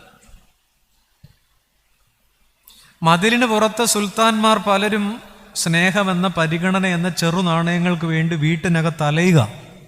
നമ്മുടെ പല ആണുങ്ങളും ഇവിടെ കുറവാണല്ലോ, പലരും മീശയും വെച്ചുകൊണ്ട് നടക്കുന്നു എന്നുള്ളതേ ഉള്ളൂ. ഉണക്കമീൻ്റെ അവസ്ഥയാണ്, മുന്നോട്ടും വയ്യ പുറകോട്ടും വയ്യ. അകത്തേക്ക് കരഞ്ഞിങ്ങനെ വരണ്ടുണങ്ങി നടക്കുക. പുറത്തൊക്കെ കാണുമ്പോൾ വലിയ ബലപിടുത്തമൊക്കെ ഉണ്ടെന്നുള്ളതേ ഉള്ളൂ. അകത്തെ അവസ്ഥ വളരെ ഭീകരമാണ്. പുരുഷപീഡനം ഉണ്ടോ? പുരുഷപീഡനം ഉണ്ടോ? നമ്മുടെ രാജ്യത്ത് പുരുഷന്മാർക്കായി സഹായം ഒരുക്കിയ 10 സംഘടനകളുണ്ട്. അതിൽ കഴിഞ്ഞ വർഷം 700-ലധികം പുരുഷന്മാരുടെ പരാതിയാണ് നമ്മുടെ കൊച്ചു കേരളത്തിൽ നിന്ന് തന്നെ. ഒന്നും ആരും അറിയുന്നില്ല, പാവപ്പെട്ട ആണുങ്ങൾ ആരും ഇവിടെ പറയത്തുമില്ല. പ്രിയപ്പെട്ടവരെ, എന്നെ ഒന്ന് കേൾക്കുമോ? നമ്മളൊക്കെ പുറത്ത് വളരെ പോളിഷ്ഡാ, അകത്ത് വീടിനകം ചോദിക്കുമോ എന്നെ ഒന്ന് കേൾക്കുമോ? പുറജാതിക്കാരി സ്ത്രീയുടെ ഞായറാഴ്ച, 4-ാം ഇന്ദ്രിയം എന്നെ കേൾക്കുമോ? മറ്റുള്ളവർ നമ്മളിൽ നിന്ന് പ്രതീക്ഷിക്കുന്ന ചില നല്ല കാര്യങ്ങളൊക്കെ ഉണ്ട്. അത് കൊടുക്കാൻ നമ്മെ കൊണ്ടായില്ലെങ്കിൽ വേറെ എന്നൊക്കെ കാണിച്ചു കൂട്ടിയിട്ട് എന്നാ കാര്യം? ഞാനൊരു പുരോഹിതൻ എന്നുള്ള നിലയിൽ, പ്രിയപ്പെട്ട ഭർത്താവെ താങ്കളൊരു ഭർത്താവ് എന്നുള്ള നിലയിൽ, പ്രിയപ്പെട്ട സഹോദരി താങ്കളൊരു അമ്മ എന്നുള്ള നിലയിൽ, ഭാര്യ എന്നുള്ള നിലയിൽ മറ്റുള്ളവർ നമ്മിൽ നിന്ന് പ്രതീക്ഷിക്കുന്ന ചില നല്ല കാര്യങ്ങളൊക്കെ ഇല്ലേ? അത് കൊടുക്കാൻ നമ്മെ കൊണ്ട് പറ്റിയില്ലേ പിന്നെ വേറെ എന്നാ കാണിച്ചു കൂട്ടിയാലും നമുക്ക് എന്നാ കാര്യം? ഒരു വീട്ടിൽ 2 കേൾവി ഉണ്ടാകണം. 1 പറഞ്ഞാൽ കേൾക്കുക, 2 പറയാതെ കേൾക്കുക. പറഞ്ഞാൽ കേൾക്കുന്ന തന്നെ ഇപ്പൊ കുറവാ, പിന്നല്ലേ പറയാതെ കേൾക്കുക. എന്താ പറയാതെ കേൾക്കുക എന്ന് പറഞ്ഞാൽ? പറയാതെ കേൾക്കുക എന്ന് പറഞ്ഞാൽ മറിയ മലനാട്ടിലേക്ക് പോയത് പറയാതെ കേൾക്കുകയായിരുന്നു. റെബേക്ക ഒട്ടകം കൂടെ വെള്ളം കോരി കൊടുത്തത്, എലയാസർ മാത്രമേ വെള്ളം ചോദിച്ചുള്ളൂ, പിന്നെ ആർക്കൂടെ കോരി കൊടുത്തു? ഒട്ടകം കൂടെ കൊടുത്തു. പറയാതെ കേൾക്കുക. രൂത്ത് നവോമിയോട് ചേർന്ന് നിന്നത് പറയാതെ കേൾക്കുക. നിക്കോദിമോസ് യൗസേപ്പ് സംസ്കരിക്കാനായിട്ട് വന്നത് പറയാതെ കേൾക്കുക. ഈ പാതി കരളോ ഒരു കിഡ്നിയോ ഒക്കെ കൊടുത്ത് എത്രയോ ഭർത്താക്കന്മാരുണ്ട് സ്വന്തം ഭാര്യയ്ക്ക്, അല്ലേ? എത്രയോ ഭാര്യമാരുണ്ട്. അവരൊന്നും ആദ്യകാലത്ത് കണ്ണേ കരളേന്ന് വിളിച്ചവരൊന്നും അല്ല. അങ്ങനെ ഒന്നും വിളിച്ചൊന്നും കൊടുത്തിട്ടുമില്ല. നിന്റെ ഒരു കിഡ്നി തരുമോ എന്ന് ചോദിച്ചിട്ടാണോ കൊടുത്തേ? അല്ല. നിന്റെ കരളിന്റെ പാതി തരുമോ എന്ന് ചോദിച്ചിട്ടാണോ കൊടുത്തേ? പറയാതെ കേൾക്കാണ്. ചോര പൊടിയുന്ന ഉത്തരവാദിത്വം എന്ന് പറയും. ബ്ലീഡിങ് റെസ്പോൺസിബിലിറ്റി, ചോര പൊടിയുന്ന ഉത്തരവാദിത്വം. നമ്മളിപ്പോൾ കല്യാണത്തിന് മുമ്പൊക്കെ നല്ല കേൾവിയല്ലേ? രാത്രി നമ്മുടെ പിള്ളേർക്കൊക്കെ 9:45 10 മണി കഴിഞ്ഞൊരു ഫോൺ വന്നാൽ 11:45 വരെ അവൻ ആരും കേൾക്കാതെ സംസാരിച്ചുകൊണ്ടിരിക്കും. ഒരറ്റത്ത് ഉറങ്ങിയിട്ടേ ഒരാൾ ഫോൺ വയ്ക്കുള്ളൂ. ബസ്സിലൊക്കെ നമ്മൾ പോകുമ്പോഴേ, ട്രെയിനിലൊക്കെ പോകുമ്പോൾ അടുത്തിരിക്കുന്നവർക്ക് പോലും കേൾക്കാത്ത തരത്തിൽ നമ്മൾ പിള്ളേർ ഇവിടെ ഇരിപ്പുണ്ടാവും. കല്യാണം കഴിഞ്ഞ് കുറെ കഴിഞ്ഞപ്പോഴോ ഇപ്പം നമ്മൾ ഉറക്കെ സംസാരിക്കുകയാണ്, കേൾവി കുറഞ്ഞിട്ടുണ്ട്. അടുത്ത് നിൽക്കുകയാണ് പുള്ളിക്കാരൻ, പക്ഷെ ഉറക്കെയാണ് സംസാരിക്കുന്നത്. എന്നെ ഒന്ന് കേൾക്കുമോ? ഹൃദയം അകലുമ്പോഴാണ് ശബ്ദം ഉയരുന്നത്. എന്നെ കേൾക്കുമോ? അങ്ങനെ ഇരിക്കുമ്പോഴാണ് ഗ്യാസ് കൊണ്ടുവരുന്ന ഏട്ടൻ ഗ്യാസ് കുറ്റി താത്ത് വെച്ചിട്ട് ചേച്ചിയോട് ചോദിക്കുന്നത്, ചേച്ചി കഴിഞ്ഞ മാസമേ ഗ്യാസ് കൊണ്ടുവന്നപ്പോൾ ഞാൻ ചിന്തിച്ച ഏതാണ്ട് വിഷമമുണ്ടല്ലോ, എന്തുവാ? നീയെങ്കിലും ചോദിച്ചല്ലോ. ഇവിടെ ഒരാളുണ്ട്. ഒന്നുമില്ലടാ, ബംഗാളിയൊക്കെ പങ്കാളിയാകുന്ന കാലമാണ്. അവന് അച്ഛ കൈസേ ഹേ എന്നൊക്കെ ഉള്ളത് അറിയും. നമ്മുടെ മലയാളം ഒന്നും അറിയത്തില്ല. വീട്ടിനകത്തുള്ള ആൾ മലയാളം എമ്മക്കാരനാണ്, പക്ഷേ അവന് അച്ഛ കൈസയൊക്കെ അറിയുള്ളൂ. പക്ഷേ ഇങ്ങേർക്ക് മനസ്സിലാകാത്തവരൊക്കെ അവന് മനസ്സിലായിട്ടുണ്ട്. ബീഹാറിനും ഉത്തരാഖണ്ഡിനും ഒക്കെ ട്രെയിൻ കയറി പോവുക പലതും. എന്താ? അകത്ത് എമ്മക്കാരൻ മലയാളം നിപ്പുണ്ട്. ഭാഷയല്ല പ്രശ്നം, ഭാഷയല്ല പ്രശ്നം. ഭാഷയ്ക്കപ്പുറം അകലം കുറയ്ക്കുന്ന ആത്മാവിന്റെ ഭാഷ വേണം. നമ്മുടെ വീടുകൾക്ക് വേണ്ടത് അന്യഭാഷയല്ല, നമ്മുടെ കുടുംബങ്ങൾക്ക് വേണ്ടത് അന്യഭാഷയല്ല, അകലം കുറയ്ക്കുന്ന ആത്മാവിന്റെ ഭാഷയാ. എന്നെ ഒന്ന് കേൾക്കുമോ? നമ്മുടെ വീടുകൾ ചോദിക്കുന്നു. എന്നെ ഒന്ന് കാണുമോ? എന്നെ ഒന്ന് തൊടുമോ? എനിക്കിത്തിരി ഇടം തരുമോ? എന്നെ ഒന്ന് കേൾക്കുമോ? സമയമില്ല നമുക്ക്. പണ്ട് അലക്സാണ്ടർ ചക്രവർത്തി ലോകം മുഴുവൻ വെട്ടിപ്പിടിച്ചു. അമ്മയ്ക്ക് ഭയങ്കര ആഗ്രഹമാണ് കാണാൻ. അലക്സാണ്ടർക്ക് പലപ്പോഴും കത്തെഴുതും, എൻ്റെ കുഞ്ഞെ ഒന്ന് കാണണമല്ലോ, നീ ഇങ്ങനെ നാട് മുഴുവൻ നടക്കുകയാണല്ലോ. ഒരിക്കൽ അലക്സാണ്ടർ ഭാരതം വെട്ടിപ്പിടിച്ചിട്ട് തിരിച്ചു പോകുന്ന വഴിയാണ് പനി പിടിച്ചത്, മലമ്പനി. ഭീകരമായ രോഗം ബാധിച്ചു. പ്രിയ ശിഷ്യന്മാരൊക്കെ ടെലിമാക്കസും കസാണ്ടറും ടോളമിയൊക്കെ അടുത്ത് പോണ്ട്. ഒരു രക്ഷയില്ല. ഡോക്ടർ ആയുസ് പറഞ്ഞു 24 മണിക്കൂർ കൂടില്ല. മരതകക്കെട്ടലിൽ മണിക്കൂറുകൾ മാത്രം കാത്തുകിടക്കുന്ന അലക്സാണ്ടർ ഡോക്ടറോട് ചോദിച്ചു, 24 മണിക്കൂർ തരുമോ? അമ്മ പുറപ്പെട്ടിട്ടുണ്ട്, ഒന്ന് കാണണമെന്നുണ്ട്. പറ്റിയില്ല, സമയമില്ലായിരുന്നു. അമ്മ പുറപ്പെട്ടിട്ടുണ്ട്, ഒന്ന് കാണണമെന്നുണ്ട്, എനിക്കൊരു 24 മണിക്കൂർ കിട്ടുമോ ഡോക്ടർ? അലക്സാണ്ടർ അവസാനം ആ ചക്രവർത്തി പറഞ്ഞ വാക്കുകൾ ഇങ്ങനെയാണത്രേ: വെറുതെയായിരുന്നു, എല്ലാം വെറുതെയായിരുന്നു. വയസ്സ് 32 മരിച്ചത്. വെറുതെയായിരുന്നു, എല്ലാം വെറുതെയായിരുന്നു. ഒരു കാര്യം കൂടെ പറഞ്ഞ് ഞാൻ 2 മിനിറ്റ് കൊണ്ട് നിർത്തുകയാണ്. 5-ാമത്തെ ഞായറാഴ്ച കൂനി. എന്നെ കാണുമോ? എന്നെ കേൾക്കുമോ? എന്നെ തൊടുമോ? ഇടം തരുമോ? കൂനിയായ സ്ത്രീ, അവൾ 18 വർഷം കൊണ്ട് ആ പള്ളിയിലുണ്ട്. അല്ലേ? സംഭവം ഒന്നും പറയുന്നില്ല. വിശുദ്ധ ലൂക്കോസ് 13:10 മുതൽ 17 വരെ 18 വർഷം കൊണ്ടാണ്. 6 അച്ഛന്മാരുടെ ട്രാൻസ്ഫർ അവൾ കണ്ടതാ. 18 ട്രസ്റ്റിമാരും 18 സെക്രട്ടറിമാരും ആ പള്ളിയിൽ ഇരുന്നിട്ടുണ്ട്. എവളെ അത്തിയുടെ മുട്ടി വളഞ്ഞു കിടക്കുന്നത് ആരും മൈൻഡ് ചെയ്തില്ല. ഒരു പൊന്നാടയും ആരും അവൾക്ക് ഇട്ടിട്ടില്ല. പള്ളിക്കകത്ത് അവളെ കേട്ടിട്ടില്ല. ആ പള്ളിയുടെ മുറ്റത്തൂടെ ശിങ്കാരിമേളോ റാസയും പോയപ്പോൾ നേരെ നോക്കണമെന്ന് നമുക്ക് ആഗ്രഹമുണ്ട്, പറ്റിയിട്ടില്ല. ആരും അവളെ നിർത്തിയിട്ടുമില്ല, ആരും മൈൻഡ് ചെയ്തിട്ടില്ല. കൂനിത്തള്ള, പരിഗണിക്കാൻ ഒരു കാരണവുമില്ല, ലിസ്റ്റിൽപ്പെടുത്താൻ ഒരു കാരണവുമില്ല. അപ്പോഴാണ് എൻ്റെ പൊന്നുതമ്പുരാൻ അവളെ അങ്ങോട്ട് നേരെ നിർത്തിയിട്ട് പറഞ്ഞത്, അബ്രഹാമിൻ്റെ മോള, അബ്രഹാമിൻ്റെ മോള.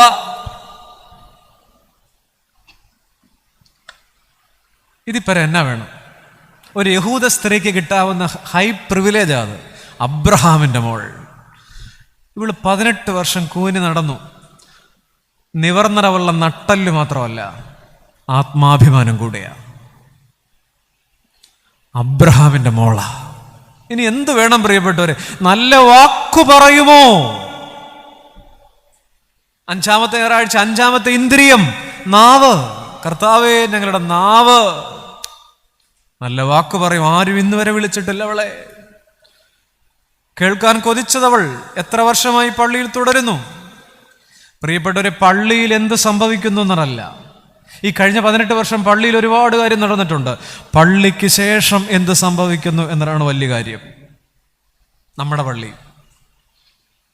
പള്ളിയിൽ എന്ത് സംഭവിക്കുന്നു എന്നതല്ല, പള്ളിക്ക് ശേഷം എന്ത് സംഭവിക്കുന്നു എന്നതാണ്.